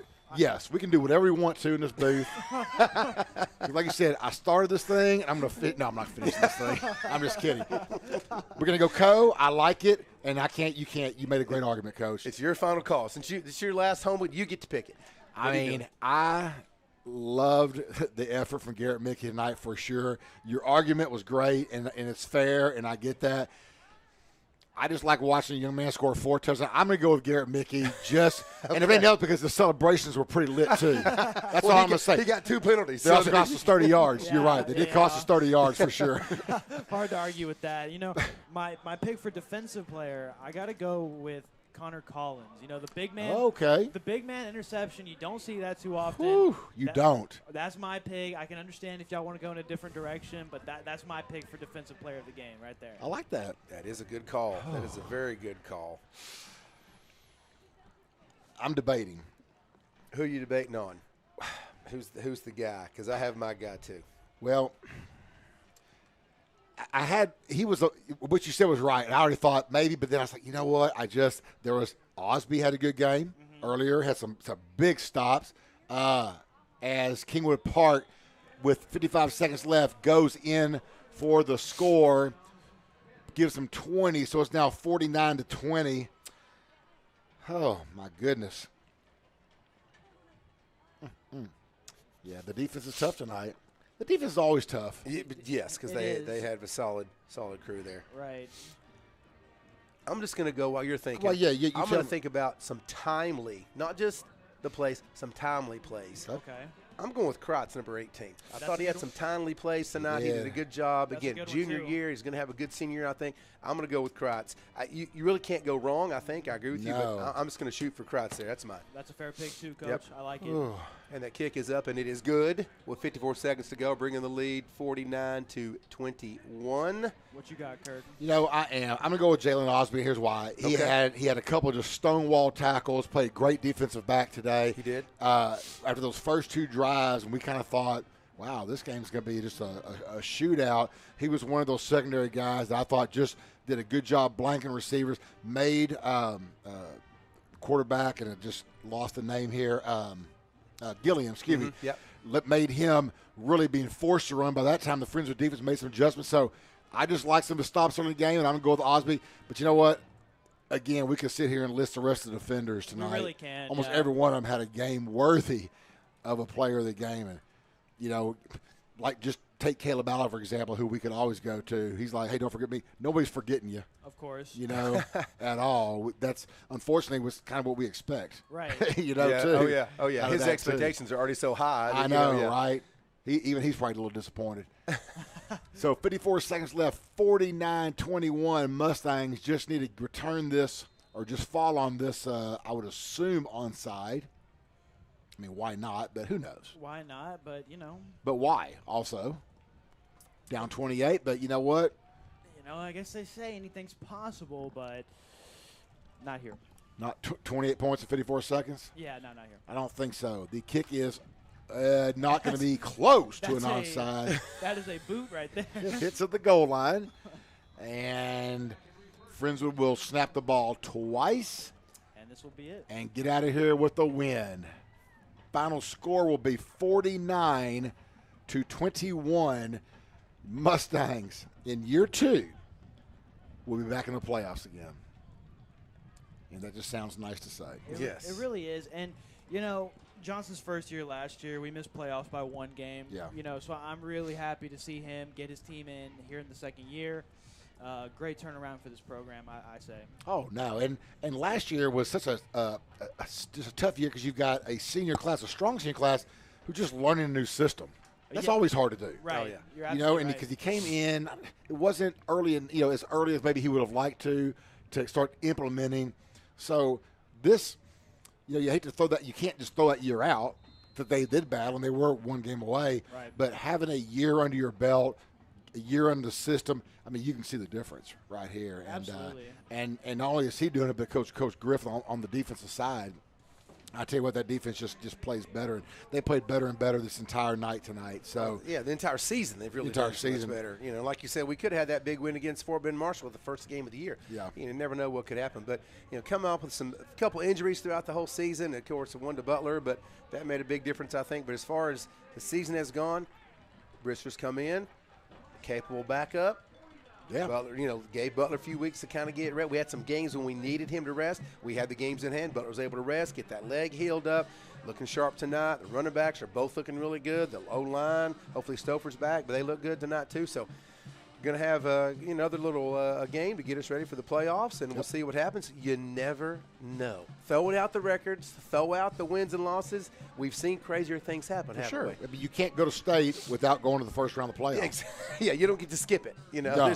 There's not many first-round buys in the high school football, is there? Nope, and you're right. Again, when you're dealing with 15, 16, 17-year-old young men, you really don't know. Yeah, Right. absolutely. Any given Friday. No, for sure. So, final score tonight, 49 Mustangs, 21 Panthers. Friendswood scored, they were down 14-7, and then scored 42 straight points.